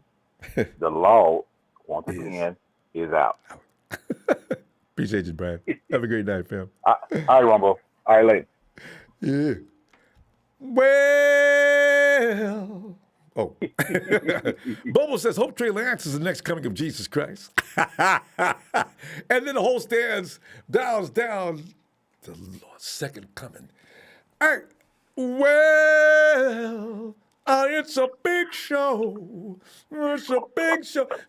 I saw a question earlier from you I wanted to address. Yeah, bring that back. What was that? Do we get compensatory third-round picks for this year? Yes. And next year, if Mike McDaniel gets hired by the Yes. Dolphins? Mike's half black, and who knew it? Yeah, that's what I read. His dad. Yeah. So Can you imagine? Okay, listen, we need your proof that you're half black. You're kind of pale, aren't you? Did you? Anyways, so I can't believe some people on here, Ronbo, like they really make my skin crawl. They're in for a rude awakening. That's all I'm gonna say. And I'm gonna ask you this, Ronbo. How many mobile athletic quarterbacks are in the Super Bowl right now? I always think about that, because I'm trying to think of it in history. None. Get it through your freaking dickheads. The pocket passer always wins. Bottom line. And so you're not making it up. It is what happens every year. This is the thing. I understand the league. We're a passing league, and the mobile quarterback's a guy. Quarterback. Tom Brady threw 3 interceptions in the NFC Championship game when he went to the Super Bowl that year. What are you expecting? And look, and For you God's saw, sakes, man. and even Mahomes, who has some If mobility. you spend that much time hating on a man that doesn't even know you exist, you need therapy. 24/7, they hate on him on Twitter, on Twitter Space, Ronbo. That's all they talk about is Jimmy. I know. That's all they talk about. I try to It's ignore ridiculous. those people. I don't get into it with those folks anymore. I quit. It's just No, you don't even waste your breath on them. They don't even deserve the time of day and it anymore. looks bad. It's ridiculous. It does. I'm not going to Yeah. those people. They like for me to fight with them. I And quit. these NFL analysts, gold jacket wearers, will laugh their ass off when they hear the talk in the Twitter Space, and they'll think they're a joke. You know, if they though, hear what they say. that you just mentioned the two You know? quarterbacks in the Super Bowl. That's pretty funny. I hadn't thought about that yet. But anyway, I hadn't. It's hilarious. Yeah, to the Anthony Lynn hire, I was reading Adam Schefter's thread, and he's had his offenses, run games and his running game and passing game in the pretty high up there in the percentages field wise goes. So I don't know where people are getting this conservatism for type of stuff from. Like I've seen Anthony Lynn in Buffalo. He turned them around a little bit when he was interim head coach. He gave them a 7-9 season, and when he went to Los Angeles, he turned Justin Herbert into Rookie of the Year. Yeah. So that's something to look forward to. Yeah. And I wonder if bringing on Anthony Lynn, Austin Jackson, the running back from the Chargers, the second running back from the Chargers, is a free agent. He's 28, I believe, and Mike Williams is also a free agent. So I wonder if he would bring either one of those two along with him. Now he's a deep since we've threat. hired him. Yeah, Mike Williams definitely is. Yes, and tall too. Yeah, well, that's what I'm saying. He gets downfield fast, and he's Mike Evans Jr. or Mike Evans light. Yeah, exactly. And I would think that would help out Trey's passing game. Yes. Like Stephon Diggs did to Josh Allen's passing game. Yeah. Equivalent to that. So, and he's very familiar with Anthony Lynn and how he operates. So, but how do you get him And I don't want out? to hear anything about. I don't want to hear anything about how we're going to afford him. I think the cap is a myth. Honestly, I mean, look at the. I like that.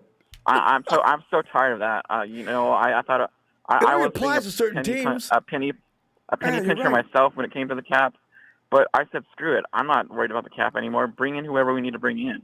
And then worry Get about us over the hump. You know what I mean? Yeah, worry about Worry anything about else it later. Yeah. So I'm like, no, screw the cap number. I'm tired of being that way. But what's his name's just coming off his rookie contract, right? The receiver. Who? The receiver. What's his name?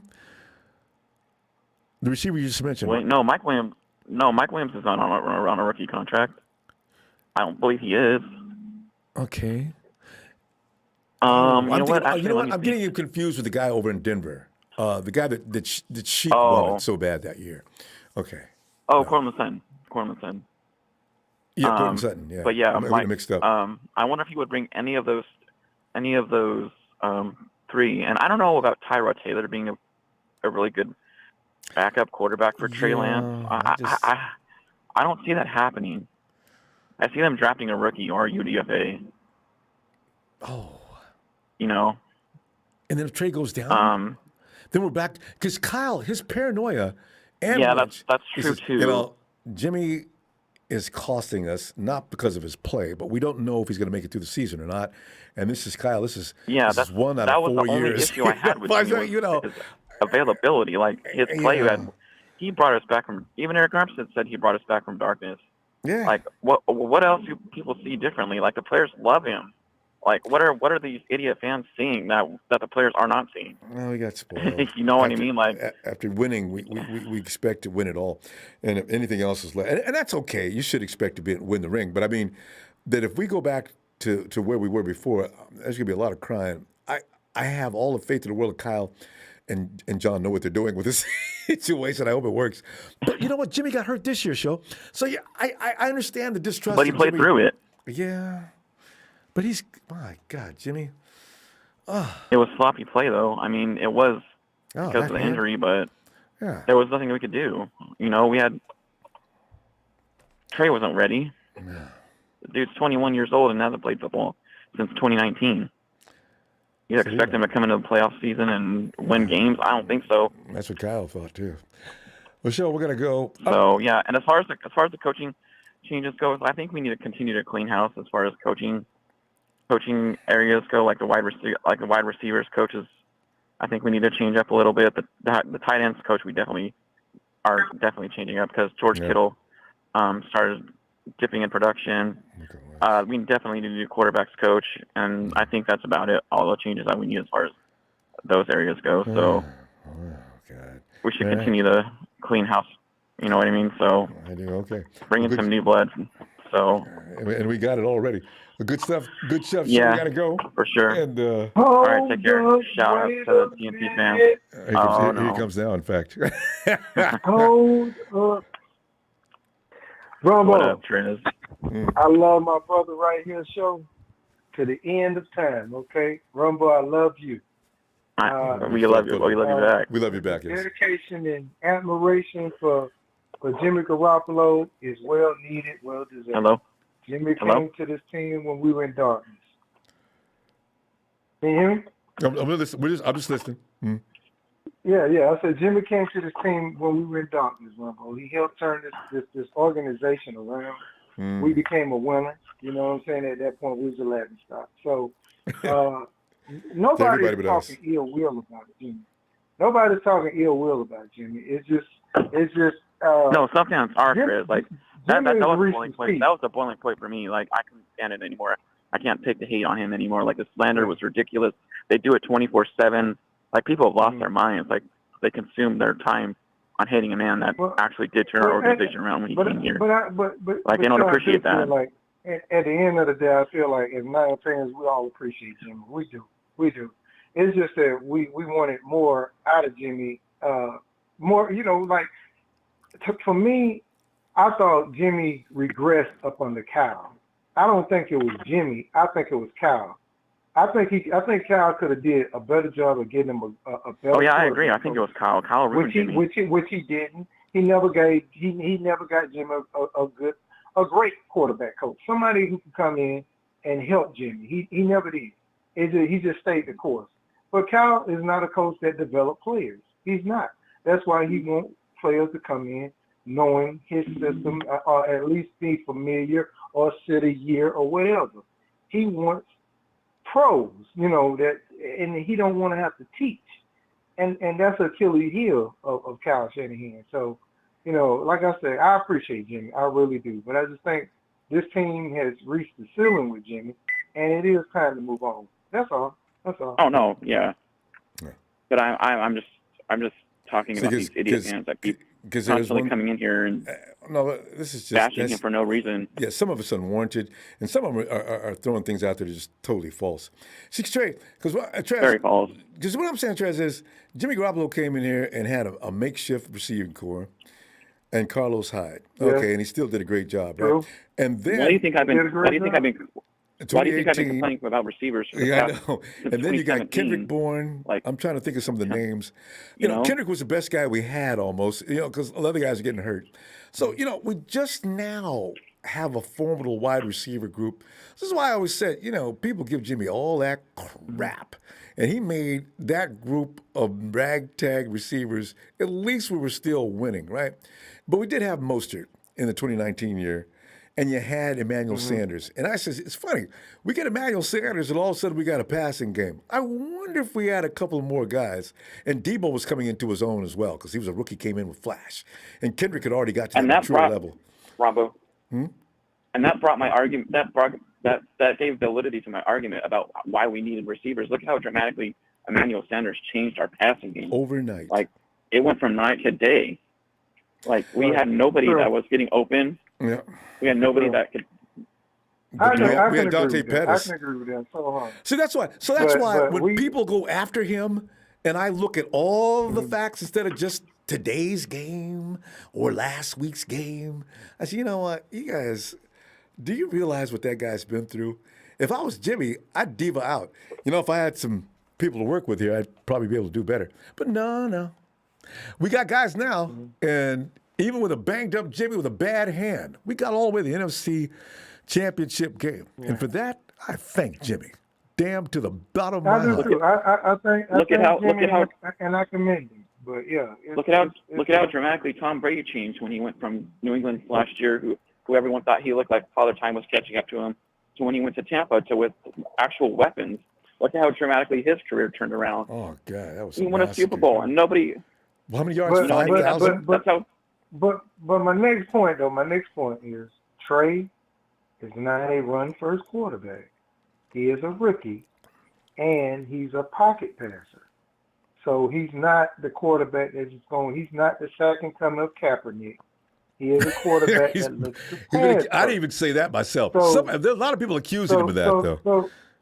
Right. So the stigma that he is a running quarterback, he's not. He looks to pass first. You go back and look at all the film. Now, he's a little slow in his reading, and he's a little gun-shy of letting the ball go, but that's to be expected of a rookie who hasn't played football in over a year. He was consistently inaccurate a lot, too. Over a year, though, he had the COVID, so they didn't play ball. So, we kind of, let's go into this next season with our heads up high, and shooting for the stars, man. Let's support everybody. You know what I'm saying? Just as well as we had Jimmy. Like I say, and we supported him, and I thank Jimmy because, like I said, when he came, Jimmy lit it up, man. He lit it up, and he changed his team. And much respect for him, man. All right, so let's just stop all the narrative one way, this quarterback versus that quarterback. Jimmy had his time with us. We respect that. We love him. And then it's trade time. And we support that. And we look forward to it. That's what being the faithful is all about. Yes. Shout out to TNT. We out of here, Ronbo. Shout out to my, that's my brother. In fact, yes. Love you, All Ronbo. right, show, Trez. Love y'all, man. Yeah. Okay, we'll stop talking later. All right. You too. Take care. All right. And sheep, can we stop talking about Jimmy anymore? He's gone. And still trashing him.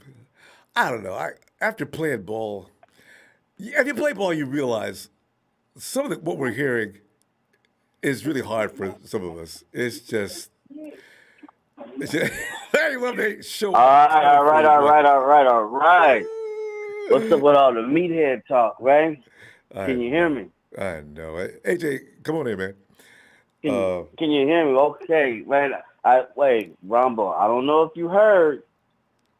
I don't know if you remember. Uh-oh. I don't know if you can retain when I was asking and I was requesting. Now, don't get me wrong. It's just like, this might, they ain't gonna fly over your head or anything, but we discussed this, and I was like, man, I wish we had Anthony Lynn as a coach.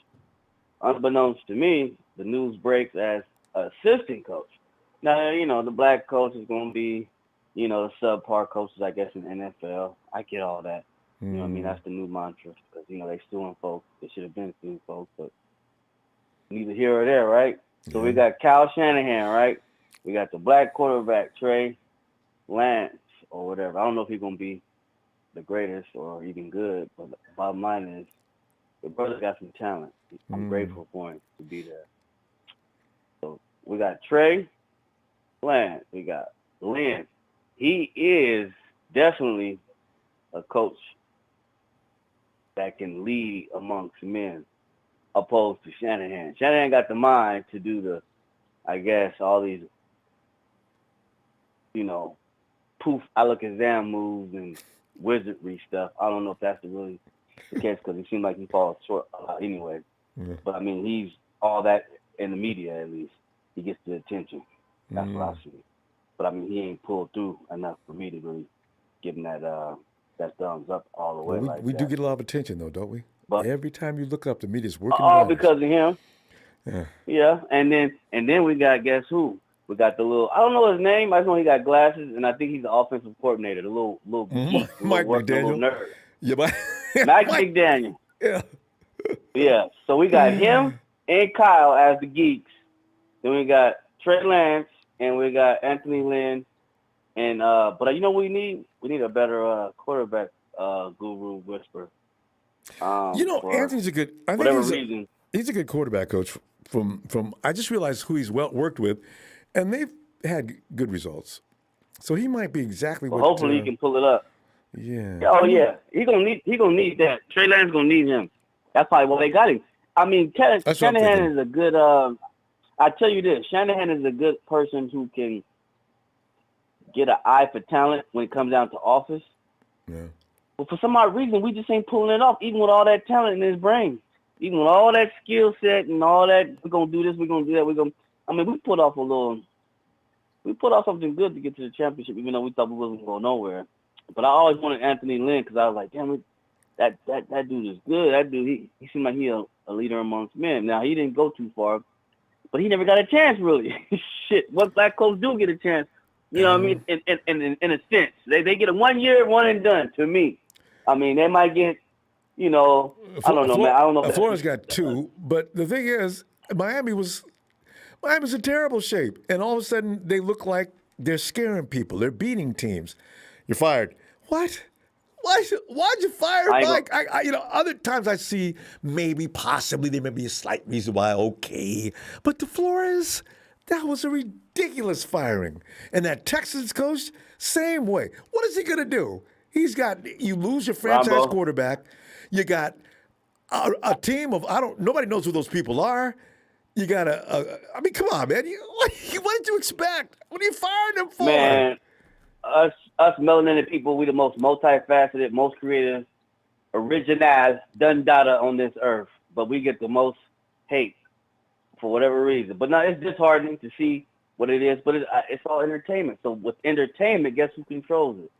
You know what I mean? So I take it with a grain of salt. I mean, I only can do what I can do as far as speaking to you and looking at things for what it is. But I'm looking at the glass as half full.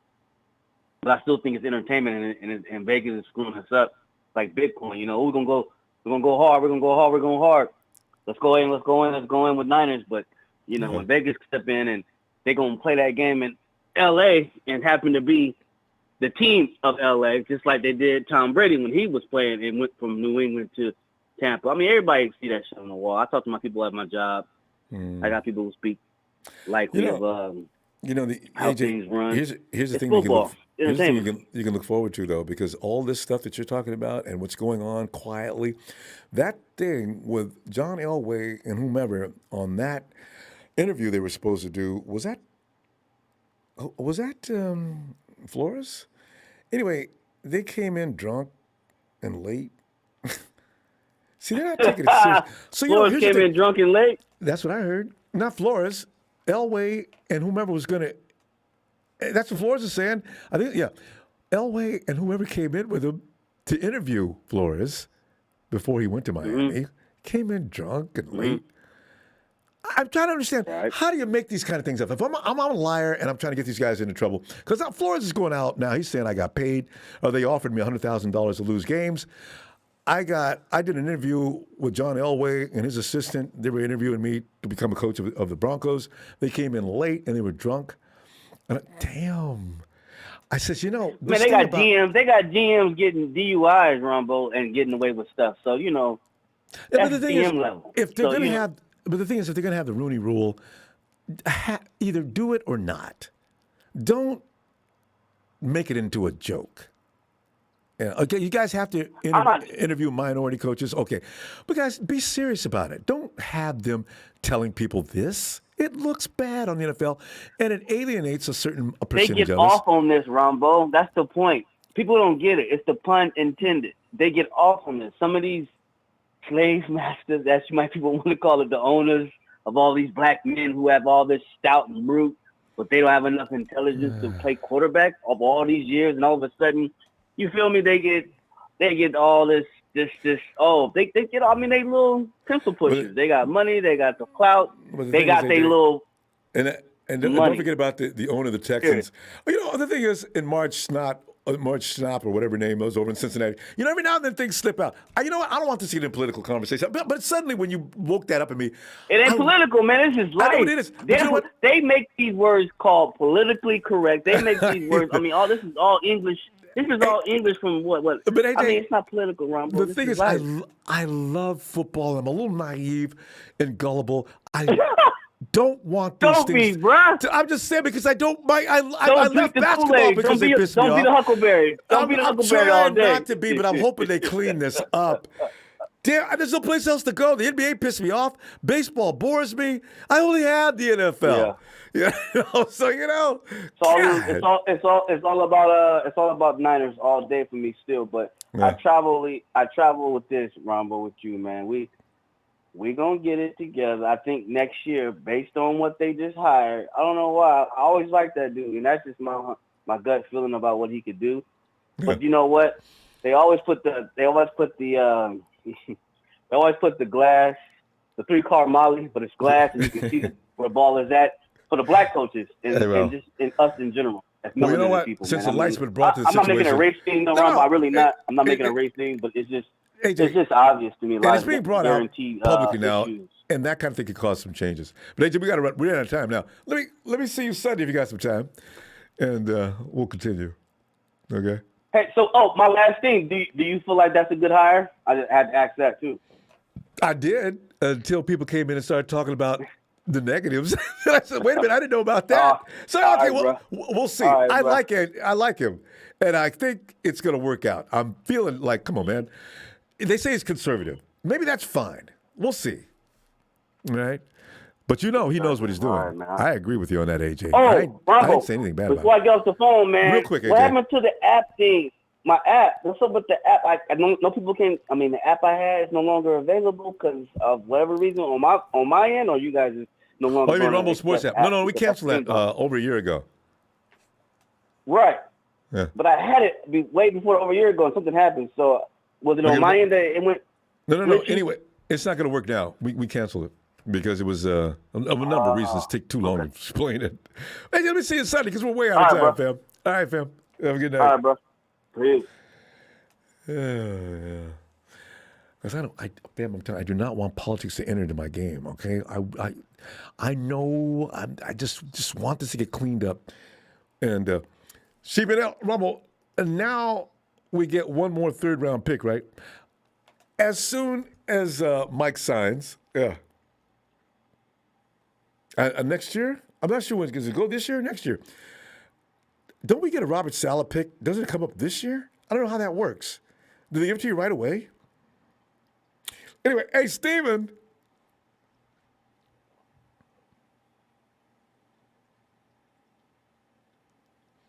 Steven, I guess it's getting a little late, huh? Let's,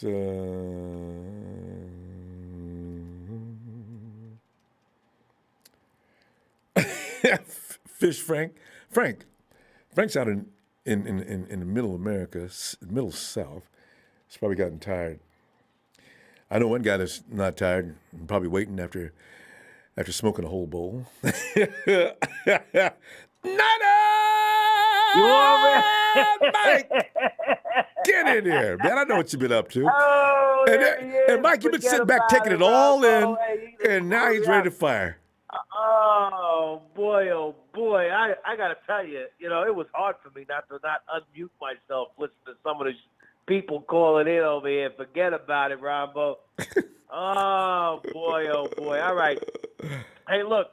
Before we get started, Ronbo, I just got one question for you. All right? Did you do your homework or not, Ronbo? Did you watch the All 22?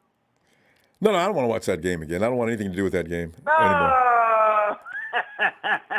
That's all right. If I was you, I would watch it again. Mike, I believed everything you said. I took your word for it. That's right. And I believed it. That's right. Right. Hey, listen, not for nothing, though. I mean, I've been sitting here watching your show. It's been a great show tonight, by the way, Ronbo. Good, but thanks. you know what I don't understand? No. I mean, we got these slow degenerates over here, marketing slow, all these other loser degenerates. I mean, your team is in the freaking Super Bowl. And you jerk-offs don't even got your own channel. You can't even celebrate amongst yourselves. You got to call in over here on the 49er channel. But what does that tell you, Mike? I mean, seriously. What does that tell you? They What love. a bunch of come on, Ronbo. Like, Mike, what a bunch of fucking losers they are over here. I mean, Mike, as you were growing up, if you were growing up, didn't you love to rub elbows with what they call the A-listers? See, they see us as the A-listers, and I love it. I really don't know. It's like you guys want us to take your spot in the Super Bowl, we can gladly do it. You guys want to call around and troll around, do whatever it is you want to do, you bunch of freaking pricks. I mean, I don't understand. That just goes to show you, Ronbo, that they, I mean, as a fan base together, they're just a bunch of degenerate losers, all right? It is what it is. I mean, forget about it. I don't really know what else to say about it. All of them.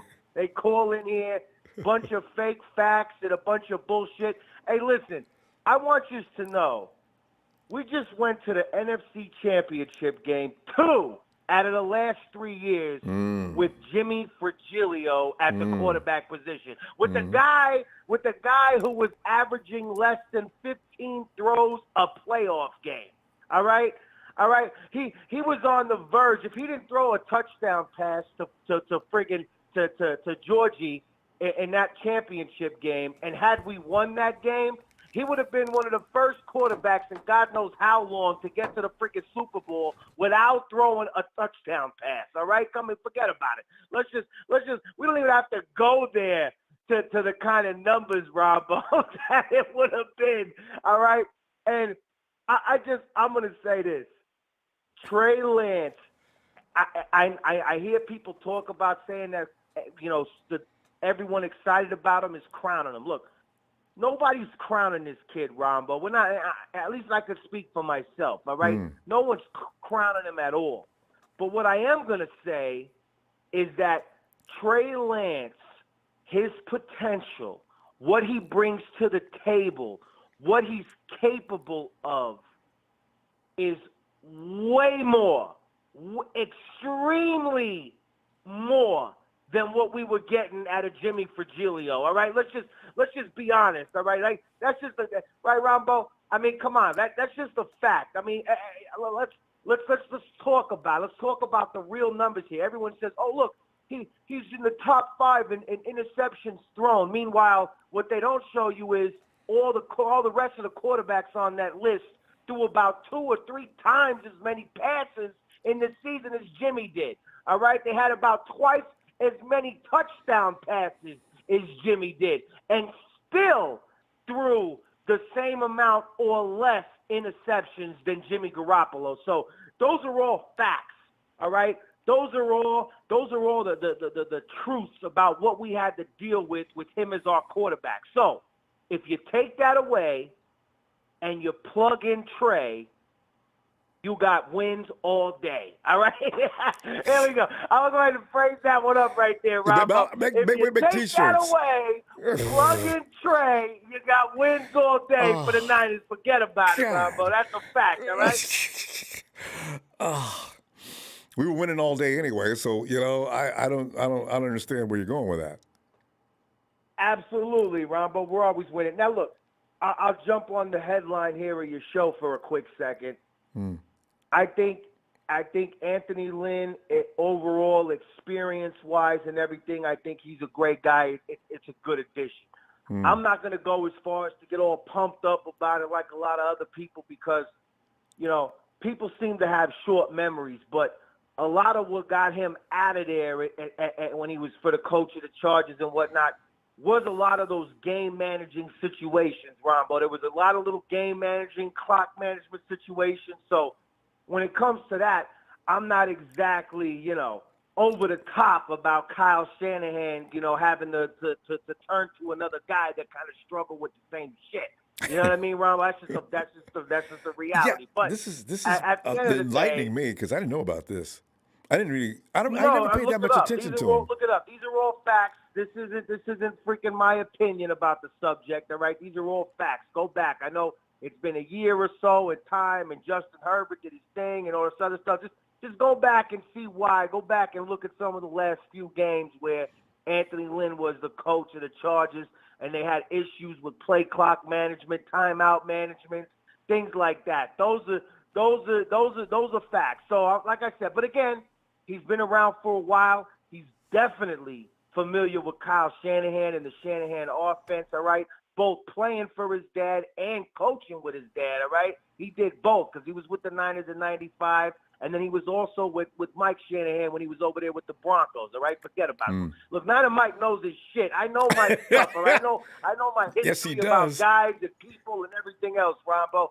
We're not no more pussyfooting around here, all right? No more of the just the phantom bullshit that people like to throw out here. We're gonna keep it. Forget 100. We're gonna keep it 1,000 over here, Ronbo. All right? Forget about it. All right? Okay. So let me ask you this: what you never say it because I know you're just gonna wait for it. But let's get a little sneak preview, Ronbo.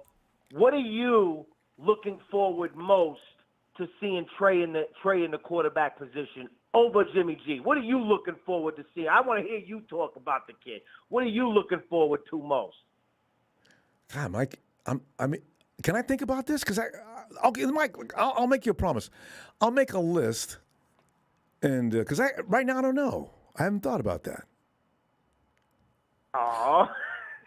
No, Mike. The reason I say that. Are you that much in love with Jimmy G, Ronbo? You haven't even thought about you ain't thought about what the kid is gonna do out there? Forget about it. Are you serious? Mike, I've been saying for the whole show, I see Trey.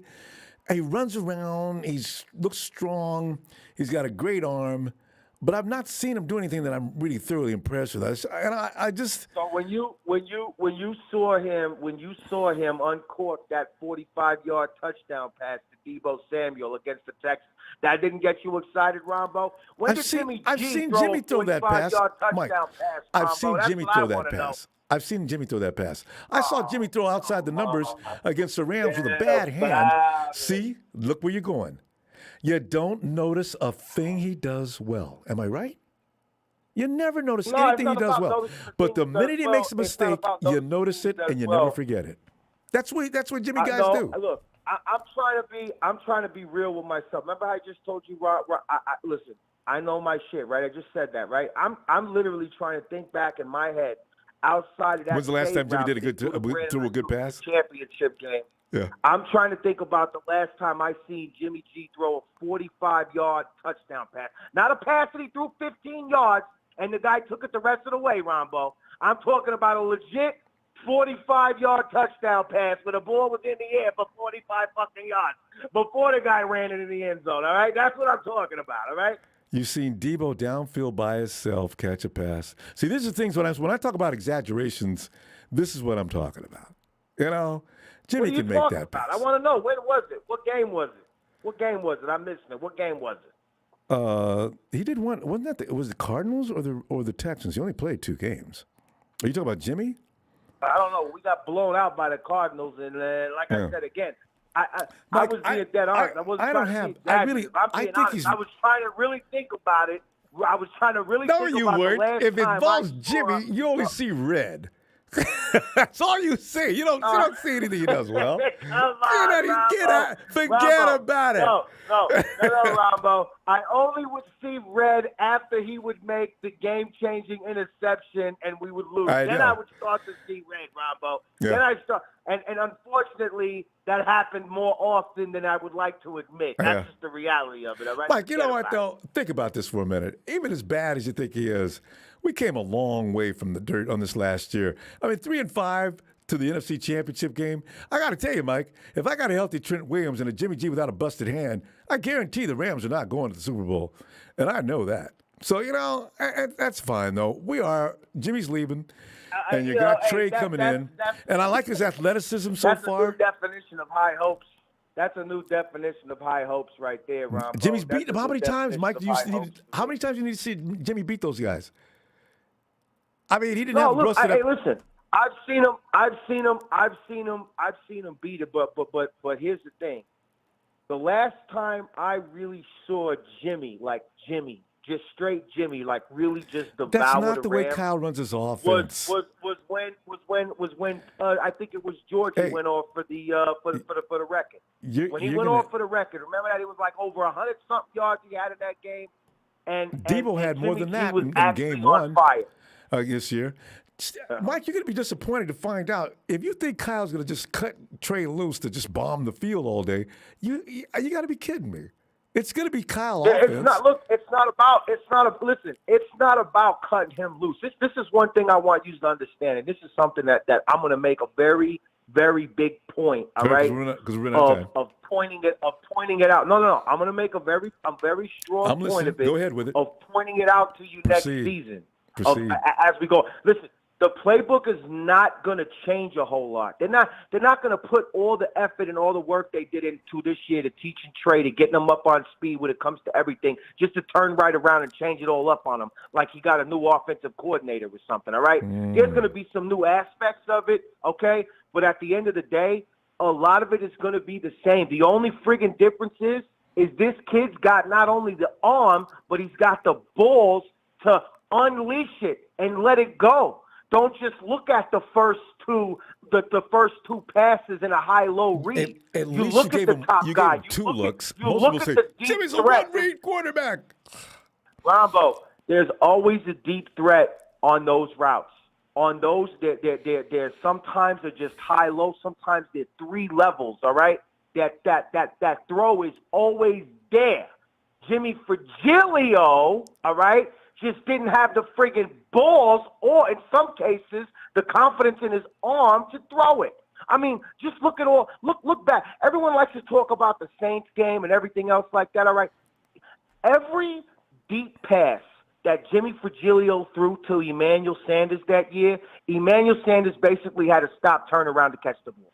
He never hit him in stride. And the one chance that he had a shot to hit him in stride in the Super Bowl, he fucking missed him by a mile.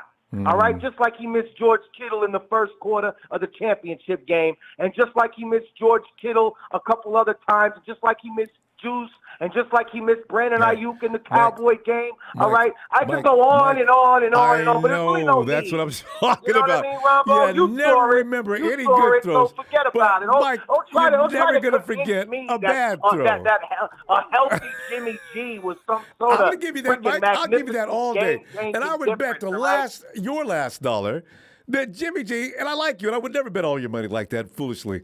I guarantee you, if G has his hand and I got Trent Williams, we don't lose that game. And I swear by that. I guarantee you. The Rams may be good, but they're not that kind of good. I got right side, I got Tom Compton, who's giving up pressure after pressure, because that's what he does. I got my stud on the left side with a bad leg. He gives up 4 pressures. When's the last time Trent Williams gave up 4 pressures, Mike? Ronbo, listen, I'm not going to sit, I'm not an idiot, so I'm not going to act like those two things wouldn't have helped the situation. But I'm also not going to let you off the hook and just disregard everything else that I saw, all right? Because I got to tell you, Jimmy G's thumb and Jimmy G's arm not being right ain't got shit to do with him not seeing the guy cutting across the field or seeing Kittle out open there in the flat, all right? It ain't got nothing to do with that. Without that hand, it ain't got nothing to do with that, Ronbo. Those are vision problems. Hey, he cut Mike, the field in what are you half. talking about? He threw the ball at him. He threw the ball at George Kittle. He missed him by a mile. So obviously he's seen him. You said he didn't even see him. He's seen him. This is what you need to understand. He saw him, Mike. Admit it. You know how to. He made a bad throw. Look, you know how the sorry ass Rams were able to just admit that they missed with the goof, and they had to move on, and they had to trade him and bring. Look, well, we're doing the same we thing. We have to do that route, but this is our version, Ronbo. We know what we got with Jimmy Fragilio, all right? We know what we got with him. Fragilio. And now we got to move on. We got to move on because it's the right thing to do. You can't convince – Kyle Shanahan cannot keep convincing people to come back when they watch the tape and say, I'm not going to come back if that's my quarterback. I can fucking promise you that. Debo's over there saying, look, I want to be here, Kyle. We got a great relationship, but we got to get rid of change this Jimmy. up. I can't do it. Hey, I can't do it. Mike, I can't do it. I can't do this anymore either. I've got to go. I tell you what, we're just going to have a great night. Don't worry, Ronbo. Hey, listen. I'll see you Sunday. I appreciate you. As always. Shout out to you. Shout out to the faithful out there. I love Warriors. I hope the week has gotten a little bit better. I hope the sting has kind of gone away. I know it still fucking sucks, point blank, period. But I got to tell you, we agree on that. You little lamb jerk-offs that come in here, you're just not pressing nobody for nothing. No one here is worried about you. You're just going to get blown out by freaking Joe Burrow next Sunday, and we're going to sit back and laugh, all right? So just save yourself. Save your life. Why don't you get a life? Go find your own channel with your own jerk-off friends or whatever, and just forget about it, all right, Ronbo? I love you. You have a good night. I'll talk up with you later, all right? All right, looking forward to it. All right. Night, Mike. Oh, God, how long have we been here? We've been here for over 3 hours. I'm done. Mike just fried me like a piece of bacon. Turn me over so I can fry on the other side. Anyway, fam, hey, Sunday, let's see what develops. You know what? There's just some things we could have talked about today that didn't have much time. This was headline news with Lynn. So anyway, I'll see you Sunday, fam. You have a great night. Red and gold dreams. Thanks for contributions, guys.